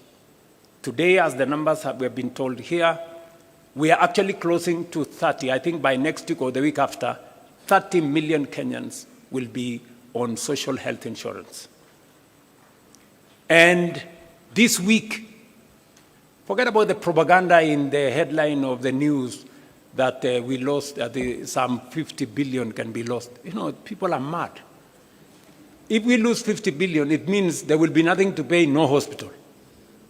This week alone, we are paying 16.2 billion shillings, this week alone, for PHC and for SHIF, this week alone.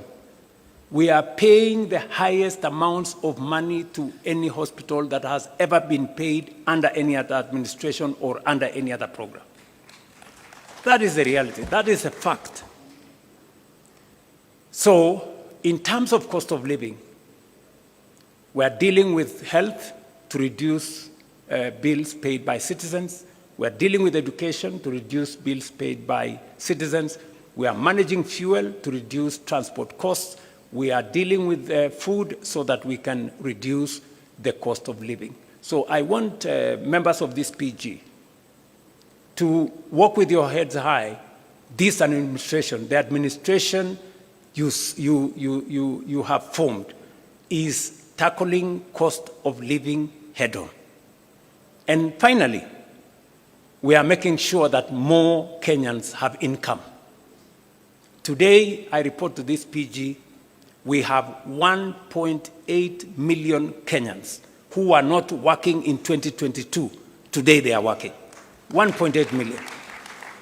640,000 in our housing program, 540,000 in export of labor, 300,000 in our digital platform. We have close to 820,000 under our Nyota program.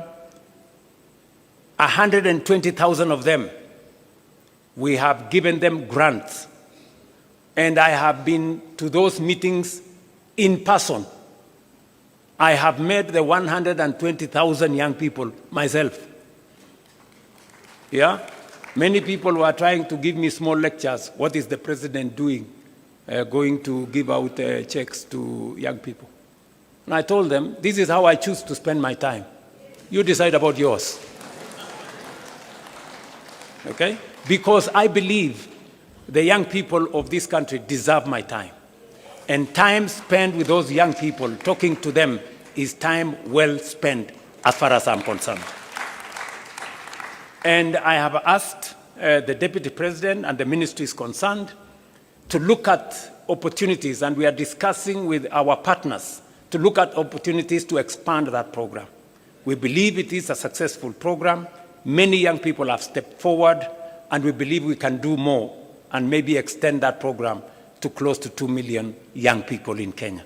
And in this particular one, we made a deliberate, intentional decision that this is going to be young people between the ages of 18 and 29, because that is where the heaviest load of our young people are. So, cost of living. For those of you who are taking notes, and I suggest you do, because I see some other people, they cannot explain themselves. We've dealt with food inflation. We've dealt with fuel inflation.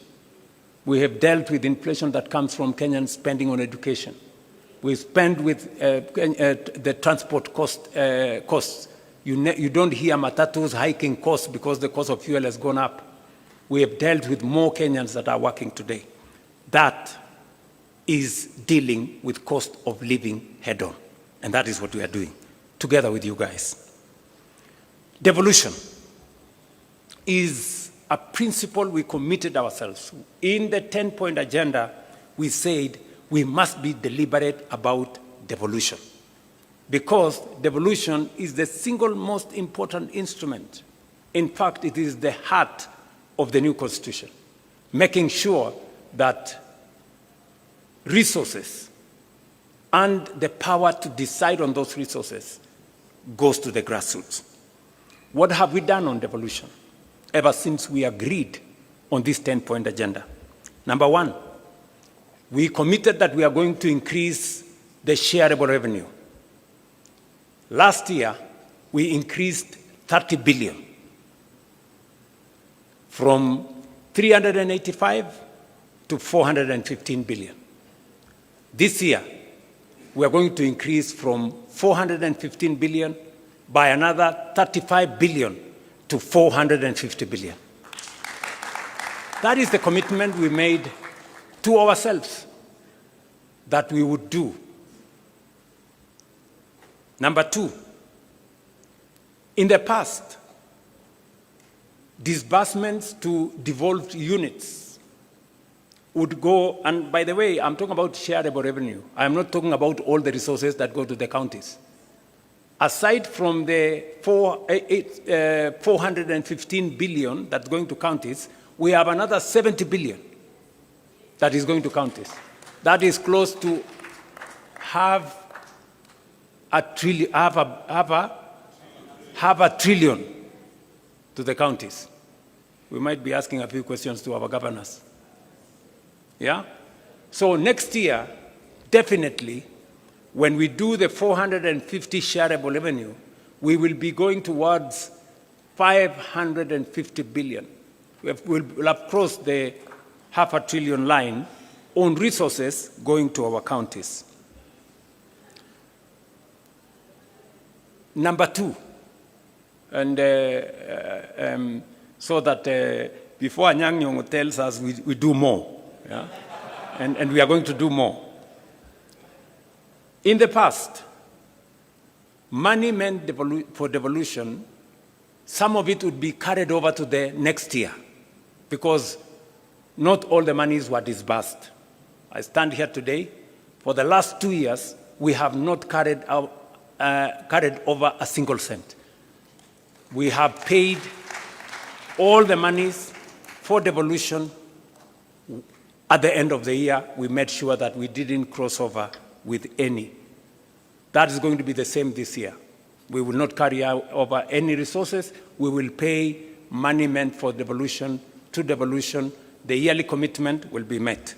Number 3, in order to enhance the efficiency of devolution, especially the efficiency of accountability, we made a commitment under the 10-point agenda that we are going to support the county assemblies to be autonomous and independent so that they can carry out their oversight role properly. Parliament, both houses, did agree with us. They brought the bill to me. I signed the bill. And from this June, in the next budget, county assemblies will have their own independent budgets.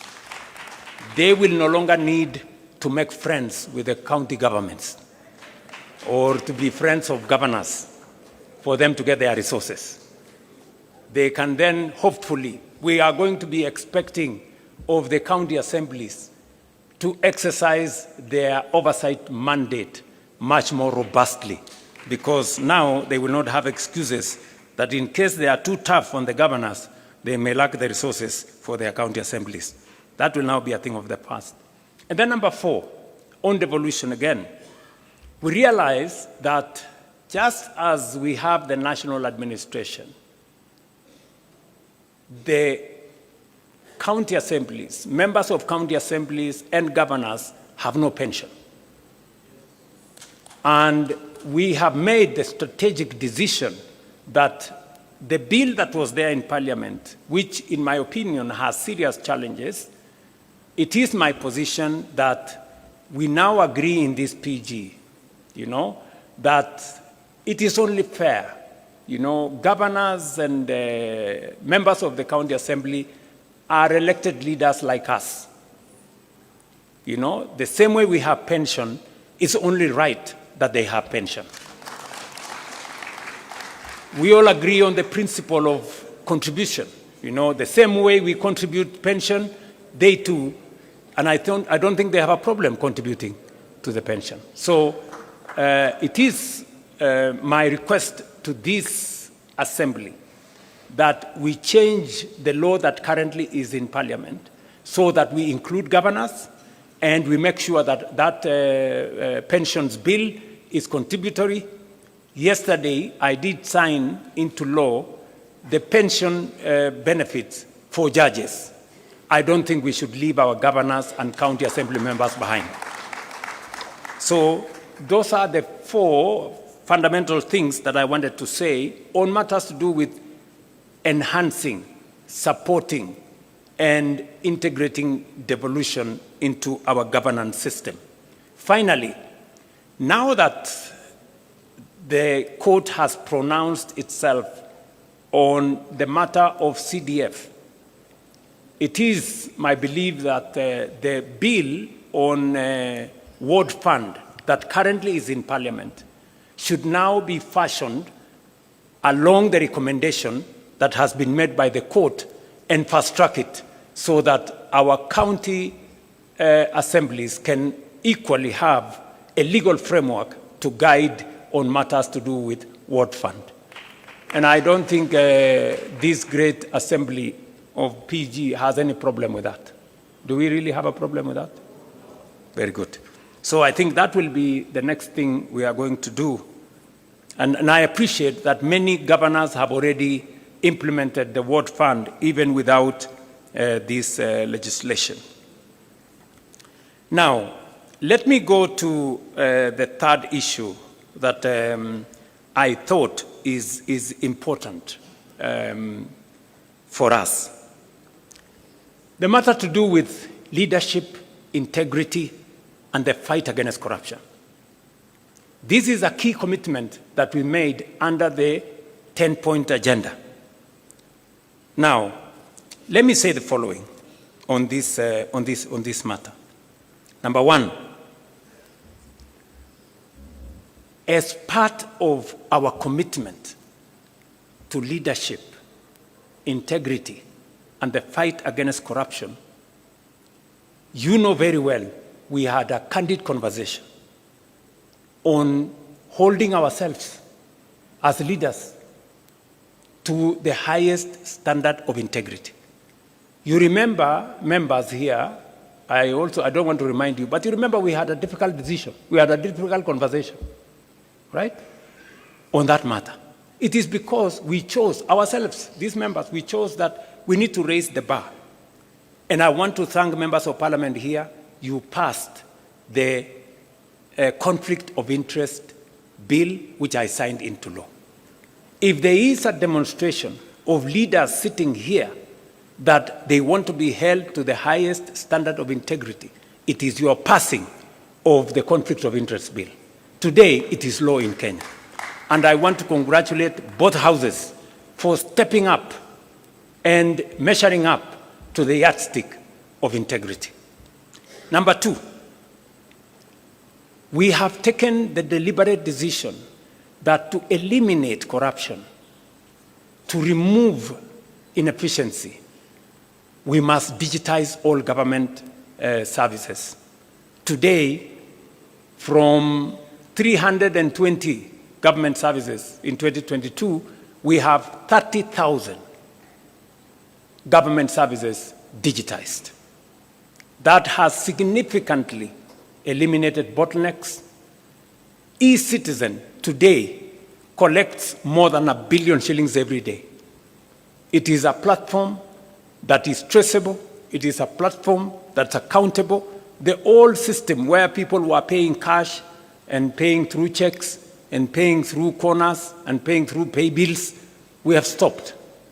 And today, if you pay on eCitizen, you don't need a receipt because it is traceable from who paid, for what service, to what account.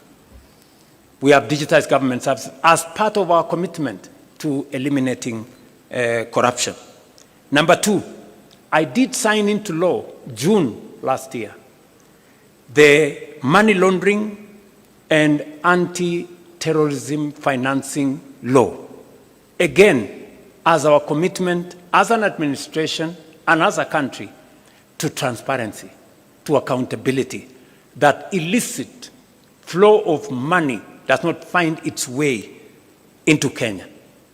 As I speak to you, we also undertook three significant steps as a means of accountability and reducing on corruption. Professor Anyang' Nyong'o, who was in our treasury, will tell you we have been struggling for the last almost 20 years to do what we called single treasury account. It has never happened. It has happened this year. We have been struggling to do what we call zero-based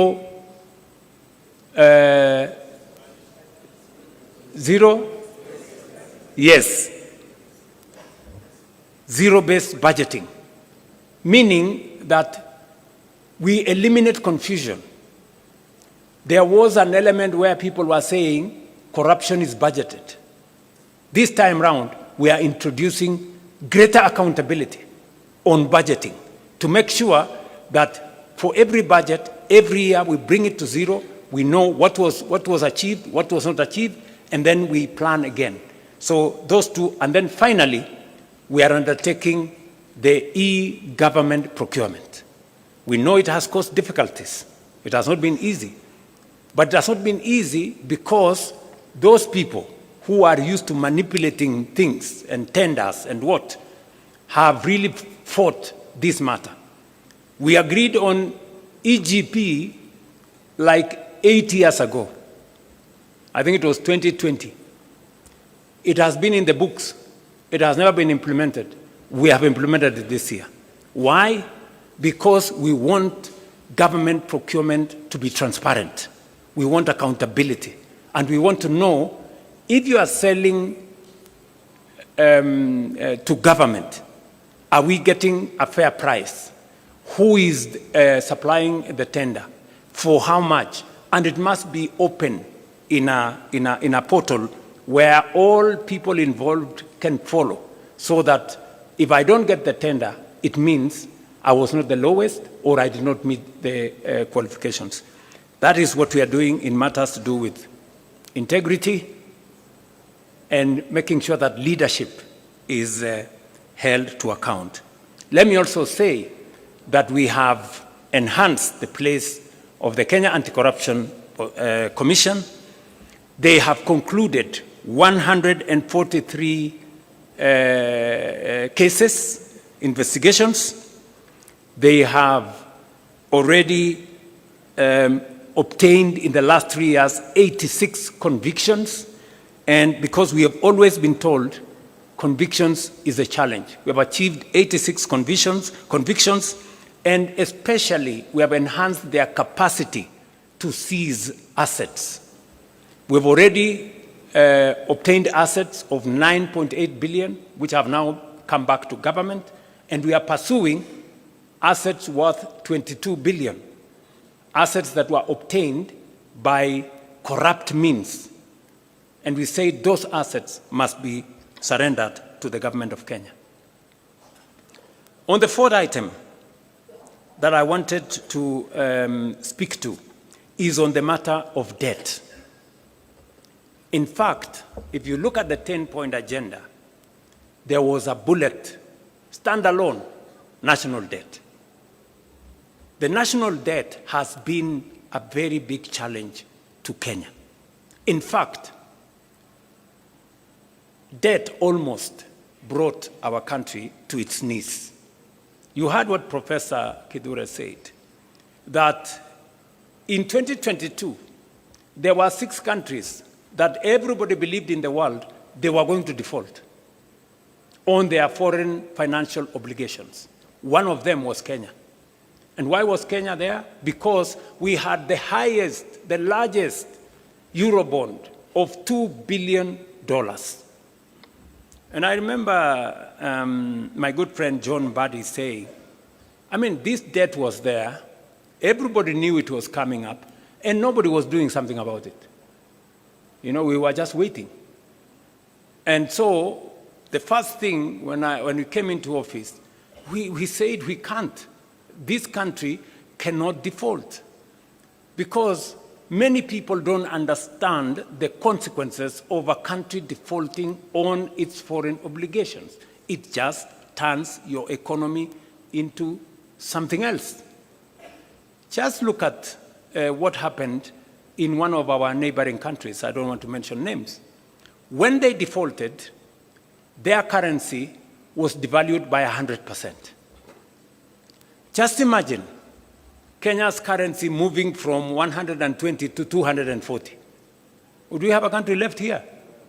And you know, there were very many people who were persuaded that the Kenya currency was going to go to 200. In fact, I remember speaking to one of the bankers, who is no longer my friend, because he was among the people who, you know, imagined, they were already piling up dollars, because they imagined that when it gets to 200, they will make a killing. Unfortunately for them, they had to make losses, because the 200 shilling dollar did not happen. So we had to intentionally deal with the debt. What have we done on matters to do with debt? Number one, we made sure that we did whatever it took. And I appreciate that I had to make some very difficult decisions for us to be able to escape that default. We had to cut down on spending by about 300 billion. We had to remove subsidies on unga. We had to remove subsidies on fuel. We had to eliminate, we had to stall some of our projects, because we had to pull back from continuous borrowing. That's number one. Number two, we did not just avoid default. We now went into a plan on how do we reorganize our debt. How do we successfully negotiate our way? I can confidently, that's why we went to the market. We went to the market in February 2024. We went to the market in February 2025. We went to the market in October 2025. And we went to the market again this February. To do what? To do liability management. The debts that were due next year, we now have no debts due in 2027. We have a small debt due in 2028. Then we will go to 2037. We have reorganized our debt portfolio so that it doesn't threaten our fiscal sustainability. And I must thank John Mbadi and his team at Treasury. They have done a very commendable job. Muwapigie makofi. We have also engaged some of our lenders. I do not want to mention names. I have had to go and sit with some of the lenders and tell them, guys, some of these loans, the repayment is too steep for us. You know, some of the interest rates you are charging us are very high. And we have successfully managed to reduce some of the interest rates. We have managed to change some of the structure of the debt so that instead of too much upfront payment, we have managed to negotiate to make them concessional. And today, I can confidently tell the country that we have avoided situations that would put a lot of strain in our budget. And number three, we have also decided that we are going to be innovative. We are going to be creative in how we do public assets. It is no longer tenable for us to continue borrowing. That is why we have said we are not taking any borrowing resources unless it is absolutely necessary. I see some people say there has been a disagreement between Kenya and the IMF. There is no disagreement. We have just agreed on what to do. We have agreed that if we need your money, we will come for it. If we don't need it, we will do with the resources we have. I mean, how does that amount to a disagreement? Are we together? Yes. I mean, is it wrong to be able to stand on your own and do your own stuff? Is that a weakness or a strength? Yes, to me, akili bana. So, what have we done? We have decided to have alternative instruments of financing our development. We went the route of securitization. Many people told us, oh, you are going to do this. Because of securitization, and I must thank members of parliament, when I negotiated with you and I told you, guys, forgo these 7 shillings, it will help us raise money. We raised 175 billion shillings. We returned all the contractors to our roads. We paid them. Today, we have 6,000 kilometers of road going on in Kenya. We have 90% of our contractors are back on site, and new roads are now being contracted because we decided not to continuously depend on the budget. We looked for alternative instruments of financing our road infrastructure. We are doing the same with Talanta. We are doing the same. Look, when I say innovative, I was explaining today in the morning, how did we decide to finance Talanta? The sports fund has been a fund that has been there forever. That sports fund has not achieved much because you find a few, a small project there. Most of the money is lost. Another project there, some cabro in some place, some gate in some place. We decided that instead of spending this money with no accountability, let us consolidate it and do a big project. Today, and somebody was saying, oh, William Ruto has pledged for 15 years money from the sports fund. Yes, we have done it. But at least we have Talanta Stadium, complete, standing here. Tell me, Sports Fund has been there for 20 years. Which other project has it done? Can you show me one project? At least I can show you what it's going to do for 15 years. Are we together? Yes, that's how innovation works. How are we building bombers? Have you seen any budget have you seen any approval of any line of budget in Parliament for bombers? We are building bombers using the tourism levy. Tourism levy has never done anything for this country for the last 30 years. Nothing. Kuna kitu mara sijui nini, naenda kusponsor kitu moja hapo, naenda kusponsor pale, nagawiwa sijui waziri achukue pesa ngapi, sijui nani achukue pesa ngapi. Today, that money is building bombers.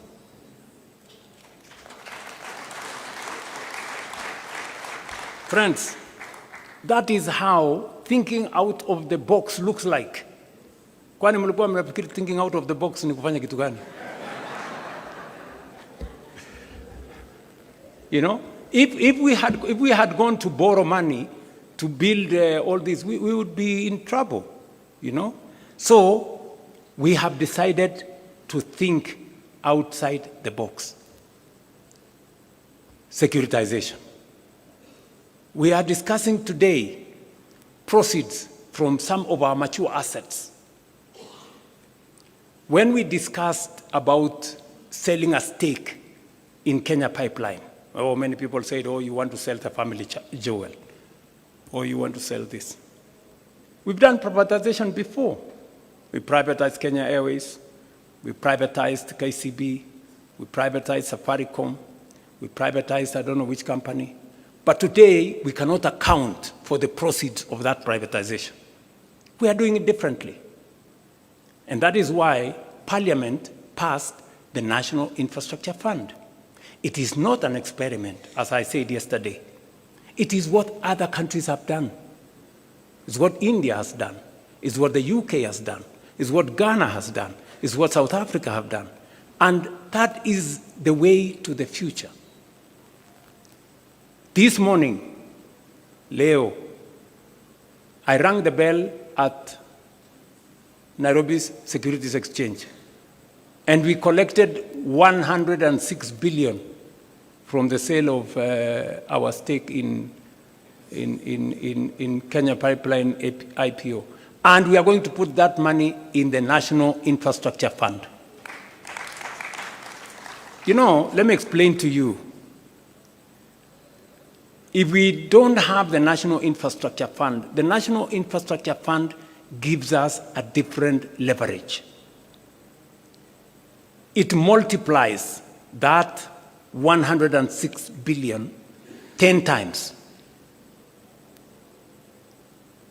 You know, not through magic, no.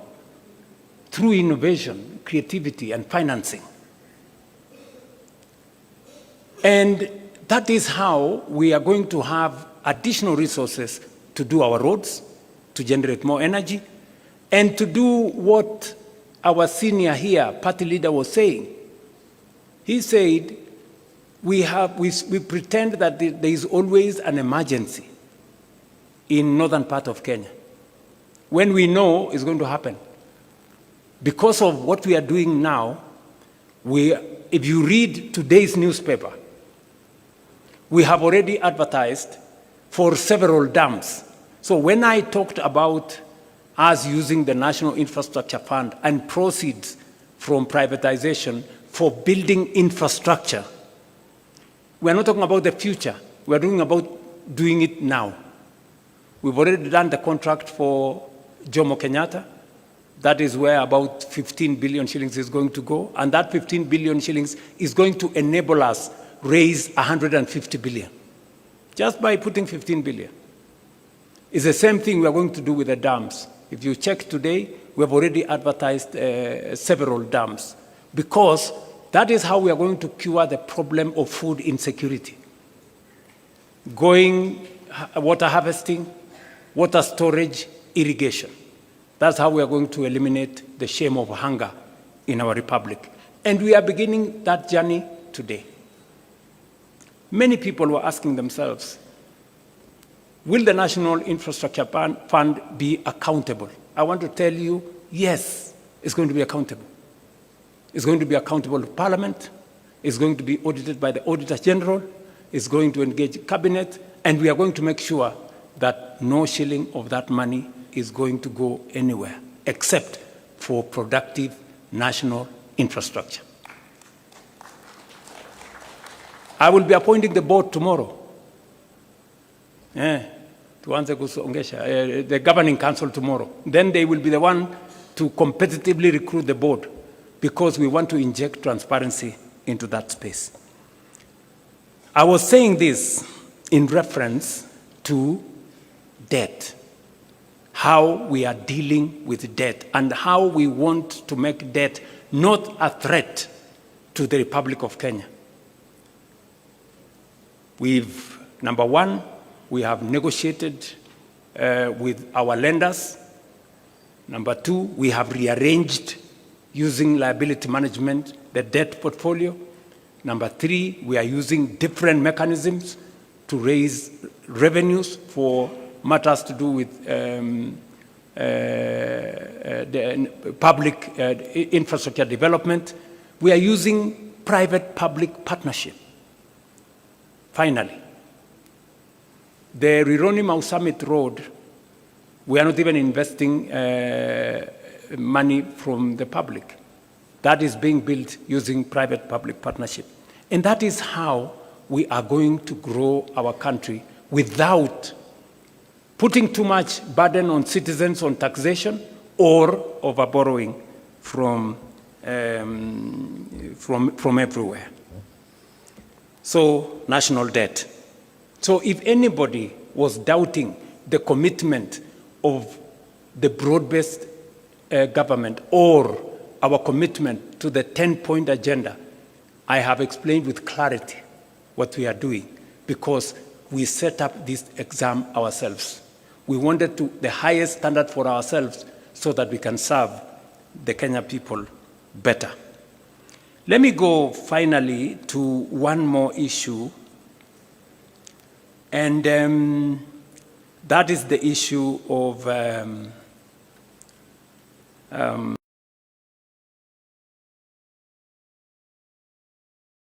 themselves too, which was peaceful assembly and making sure that the victims of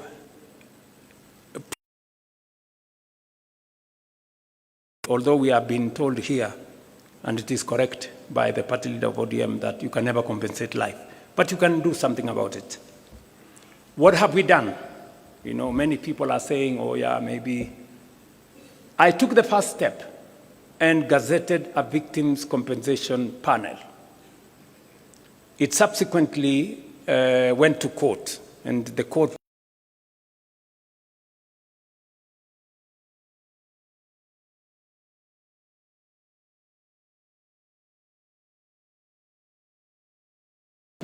with the Independent Police Oversight Authority, we have identified all the victims and profiled their names, and we have already made sure that we have a comprehensive list. We did not even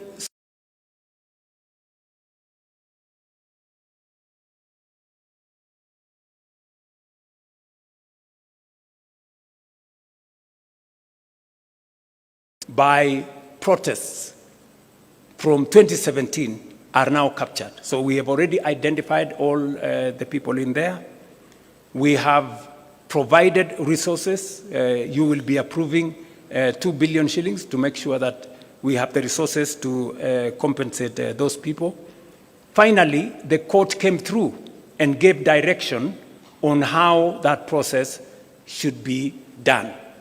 And last, now in compliance with the decision of the court, last week, we gazetted a panel, as was recommended by the court, to expedite this process. And it is our belief that unless we should be able to conclude this exercise before June, so that we can all be in that space. But we are not stopping there. We are saying we want to look at the future. And so I think it would be right for us in this PG to recommend that the Kenya Human Rights Commission propose a law to Parliament on protection of protesters, on how to protect protesters, because it is a constitutional right. We do not want to propose the law from the executive side of government.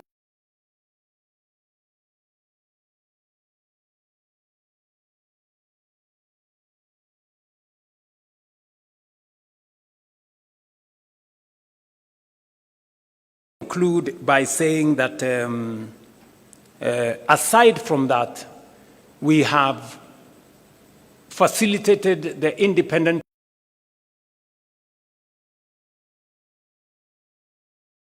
as in breach are held to account. As I speak to you today, 35 cases have been successfully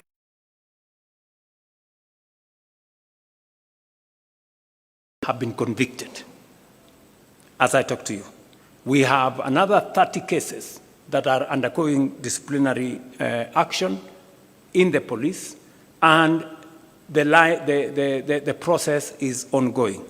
We have implored on the Police Oversight Authority to appropriate this mandate as efficiently as they can so that we can all move together in that same direction.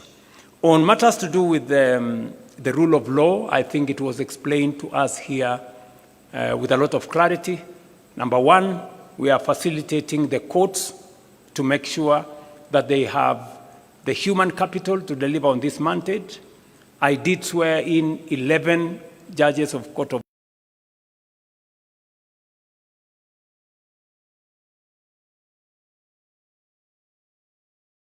We have provided the resources for that. We did provide also resources for the mobility of our judicial officers. They wanted some vehicles. We have provided the resources for them. They wanted the resources to do e-filing across the country. We have provided resources for them. And yesterday, as I said, with the passage of Parliament of judges, yesterday I did sign it into law so that we can give our judicial officers greater capacity and be able to, for them to be able to appropriate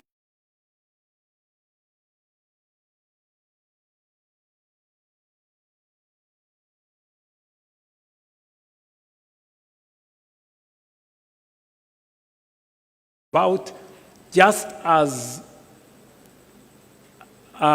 summary of the items that we are engaged in as an administration.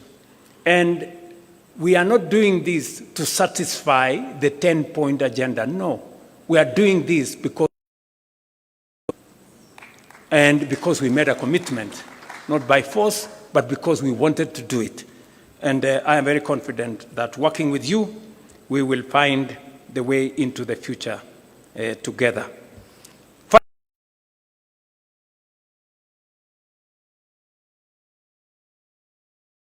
Some initiatives have taken longer due to parliamentary and other judicial procedures. We must now accelerate the passage of the laws that are there in Parliament. And I do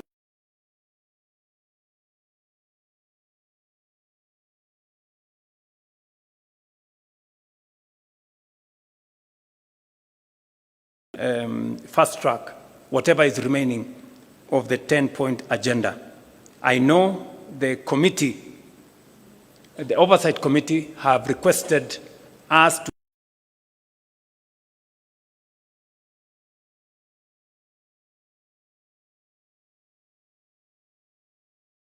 They have done a great job. I think it's only fair that we extend that by 60 days. I don't know whether that is agreeable to members here. Will as many as of that opinion say aye? Aye. Will as many of the contrary opinion don't speak?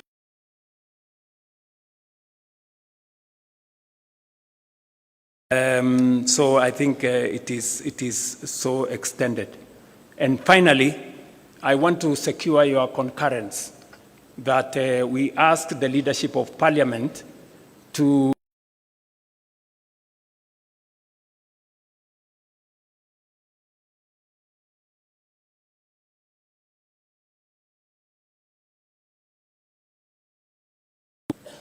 Do we agree that we establish a broad-based mediation committee?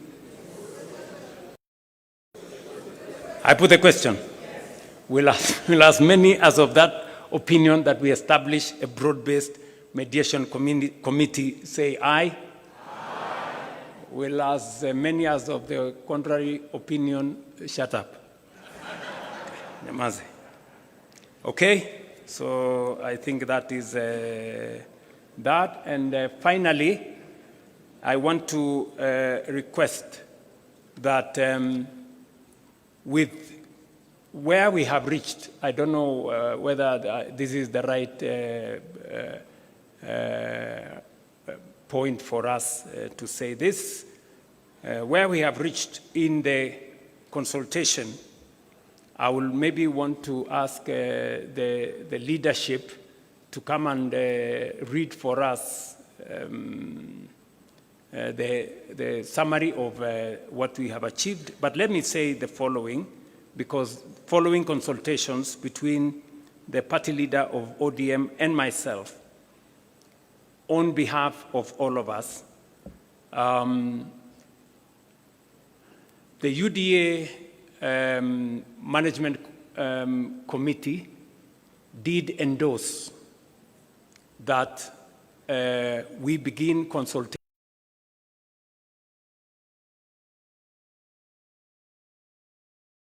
It was also approved by the National Executive Committee of UDA, and it was also approved by the National Governing Council of UDA. The same happened for ODM. There was, I think, a meeting of the Management Committee of ODM, NEC, and also the other organs. It is my proposal that this PG endorses what was agreed in the organs of ODM and in the organs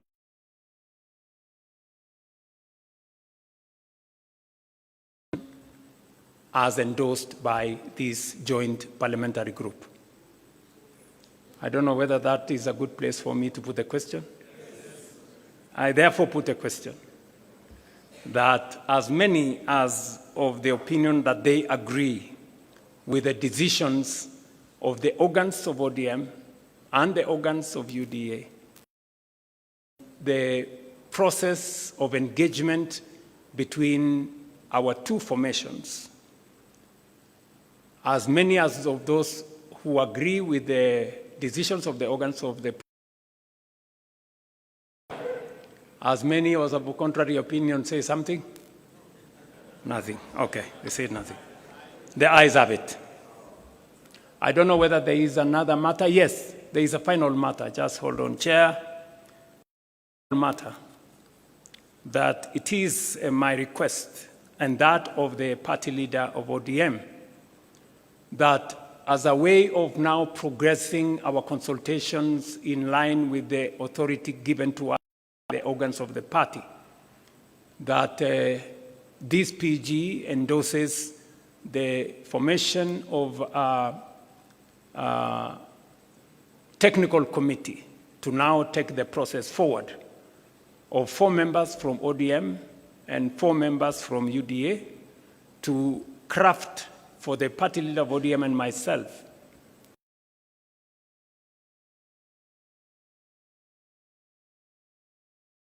the future as recommended by the party organs of the 2 formations. And we want to ask this PG to agree that we form a technical committee of 4 members each from UDA and ODM to take this process forward. As many as of that opinion say aye. Many as of a contrary opinion, if they want to say something, they have nothing to say. Okay. The ayes have it. Okay, it is. I think for good record, we should say the ayes have it. I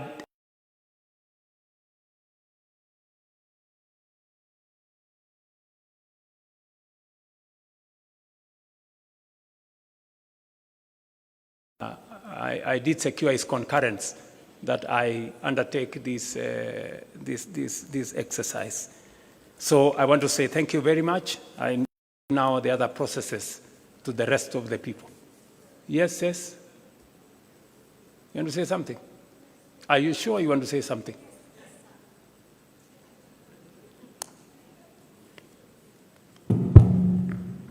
Sir, I'm sorry I have to speak before you come down.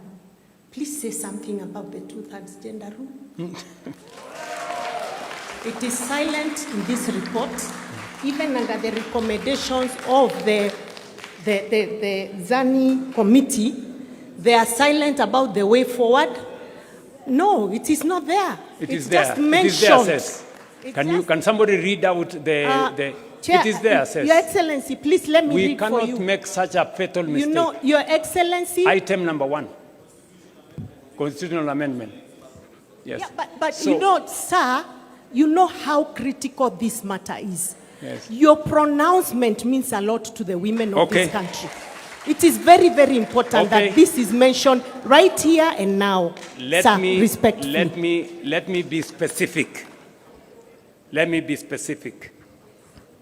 Part of the reason why we believe there is need for a broad-based mediation committee is because the constitutional amendments that have been proposed, including that specific one on 2/3 gender rule, we need as a broad-based to agree on a common position, both in the National Assembly and the Senate.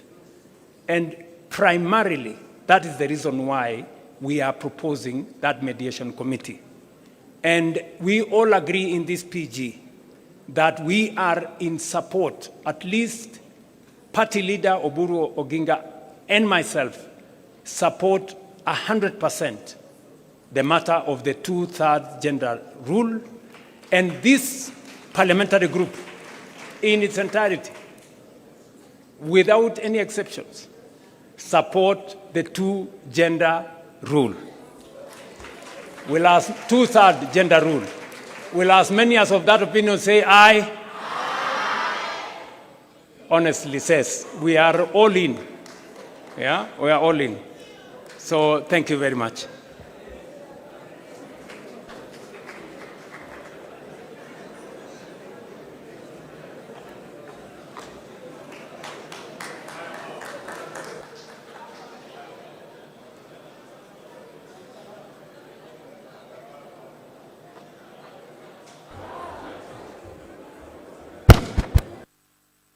I think His Excellency the President has allowed us to sit down, those who can sit. Ni fire, see fire. Ni power, see power. Fire, power. Now, we've run out of time. We will very quickly conclude by acknowledging Your Excellency in this meeting. We have had the attendance of 137 National Assembly members of UDA and 68 from ODM. 137, from UDA and its affiliates in Kenya Kwanza, and 68 from ODM, total 205. Members of the Senate from Kenya Kwanza, 22, and 38 from ODM, total 60. IALA members, 3 from UDA, and none from ODM. I don't know where the ODM IALA brigade is. The total numbers, National Assembly, 162. And from National Assembly, 106 from Senate, total, both houses, 268. Your Excellency, we also have Excellency governors, maybe those who are still here. I see Waigoro, Sakaja, Mungaro, Ntutu, Governor of Lamu. I see some of them have left, and the chair of the Council of Governors is also present. Your Excellency, because of time, you have had very clearly two major presentations. One, our scorecard as broad-based government. Two, our progress on this long-term issue about the 10-point agenda. Our two leaders have spoken, UDA ODM. So really, unless there is something, maybe a comment or two, we can take them. And after that, I'll invite the House leadership of the two houses to come and flank those who will read the resolutions on behalf of the joint PG. And in the next 3-4 minutes, we can be out of here. Yes, Honorable Luoch, quickly. Honorable Luoch. Thank you, Your Yes. Excellency. Thank you, the Vice President, the Deputy President. I have only two comments to make, one by way of way forward. The main issue that I want to say is the communication that comes out of here must be clear and succinct in terms of what the 10-point agenda has achieved. Correct. And I think His Excellency, the President, has properly captured this. Yes. Much more than I see on this report, and not because they have done a bad job. I think we must recall this document and capture what the President has said in terms of what has been achieved, so that what goes out to the public captures both what the President has said and what the committee work has done, so that we don't give any room for miscommunication.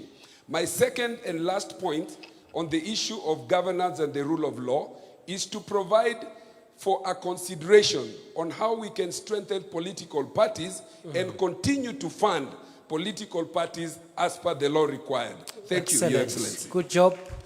Can we take a position on that? He thinks the President's explanation has been a little more... Yes. We can do an executive summary and release a dispatch maybe later today. Not immediately now. Release a dispatch on the 10-point agenda in a more comprehensive manner. So members of the press, you will have to wait until later in the day for that dispatch to be issued. And also the funding of political parties, I think we are in concurrence. Will as many of that opinion say aye? Will as many of contrary opinion say nay? The ayes have it. Right? Other than that, any other comment? I think that was a very good input. I think we are good. Please, House leaders. One more from a lady member there. The last one. Yes. A point of correction. Yes. Talanta Stadium is now Raila Amolo Odinga Stadium. Thank you. That should also be reflected for the record. Corrected, please. Thank you. Thank you very much. Now, I think this is a good position to end because of the pressure of the parliamentary time this afternoon. Thank you very much, the leaders of both houses of parliament, both from the UDA and ODM side. We appreciate your giving us an opportunity to assist in the running of the affairs of this meeting. I now invite the leaders of both houses of parliament from both sides, UDA, ODM, to step forward and we'll get the resolutions read. After that, Gitonga, you will call for the national anthem. We conclude the meeting. Thank you. Thank you, DP. We'll ask Honorable Soro, Millie Odhiambo, if you're in the house, please step forward, and the two SGs.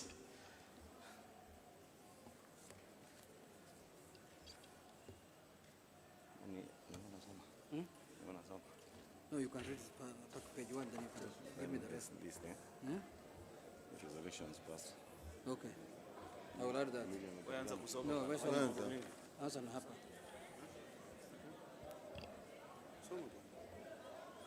SG.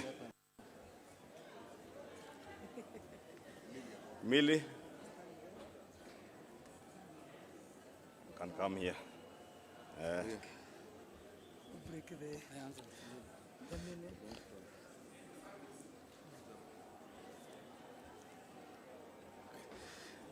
Your Excellency, if you allow me to also acknowledge among us those members who are here, we also have our partners and friends from Jubilee Party who are not part of ODM or Kenya Kwanza and are here, and we truly appreciate them for joining us. I'll now proceed to read the communique following the second joint ODM-UDA Parliamentary Group meeting held at the KICC today in Nairobi. The Joint Parliamentary Group of the United Democratic Alliance, UDA, and the Orange Democratic Movement, ODM, held its second meeting at the Kenyatta International Conference Center, Nairobi, on the 10th of March 2026. The meeting has reviewed progress made in the implementation of the broad-based government agenda over the past year and received a report from the Oversight Committee on the status of the 10-point agenda agreed upon under the Memorandum of Understanding between the two parties. The joint PG noted with satisfaction that approximately 80% of the agreed commitments have been implemented. The meeting reaffirmed that the Memorandum of Understanding between UDA and ODM is anchored on a 10-point agenda drawn largely from the recommendations of the National Dialogue Committee, NADCO, addressing key national priorities, including electoral reforms, the cost of living, governance, economic stability, and institutional reforms. Members have observed that the partnership has contributed significantly to political stability and created an enabling environment for the implementation of programs aimed at expanding economic opportunities, particularly for young people in our country, while strengthening sound economic management.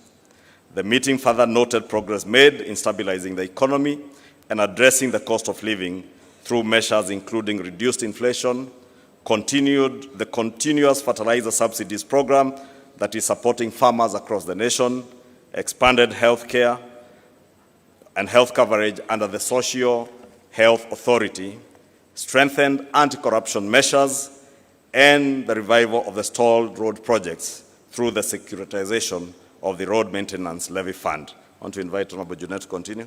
Oh, okay. The meeting resolved to extend the mandate of the Oversight Committee by 60 days to enable it to finalize outstanding matters arising from the implementation of the agenda. In addition, the joint PG agreed to establish a joint technical committee with each party nominating 4 members and the respective executive directors serving as joint secretaries. The committee will develop the shared policy agenda and priorities of the two parties, which will inform the work of a coalition framework to be considered later in the year. So this is the technical committee that will develop the issues and the things that pertain to the public and the two parties and lay ground on what issues the negotiation committee will discuss on the issues. The Joint Parliamentary Group reaffirmed its commitment to continued cooperation in the national interest and to advancing reforms aimed at strengthening Kenya's democracy, stabilizing the economy, and improving the livelihoods of the people of Kenya. The PG resolved to adopt all resolutions passed by organs of the parties. That is the end of our statement, and thank you very much, Your Excellency. In conclusion also, in the spirit of strengthening political parties, I want to bring to the attention of the PG that ODM is owed 12 billion shillings as their money. 12 billion. If we get that one, then we shall be very happy. Thank you. I think, DP, I will invite you back to help us close the meeting and request members of the House Business Committee in both houses, please, immediately after this meeting, Honorable TJ, let us proceed straight into the meeting for the House Business Committee. Thank you. And with that, I'll request that we all be upstanding for the national anthem, which is our joint prayer as we come to the conclusion of this session. So let's all be upstanding for the national anthem. The anthem.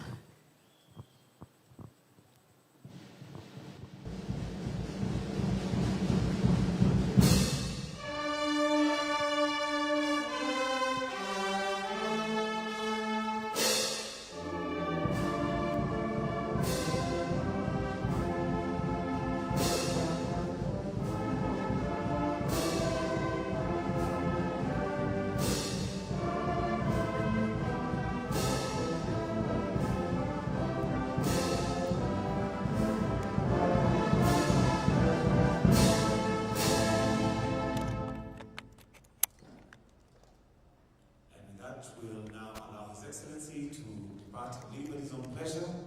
Do have yourselves a wonderful afternoon. Thank you.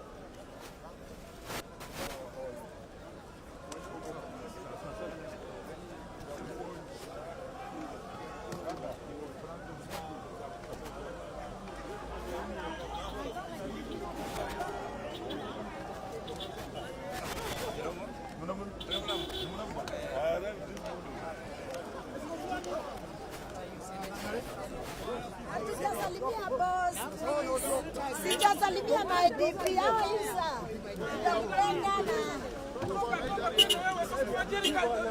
Songa, songa, songa.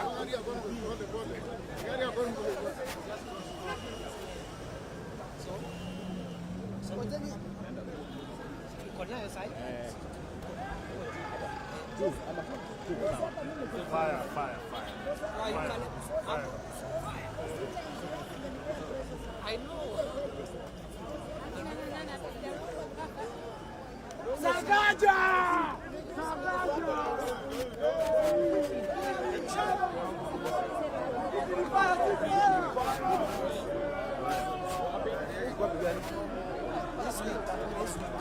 Fire, see fire! Fire, see fire! Baba! Mimi ndio, salamia, mimi ndio.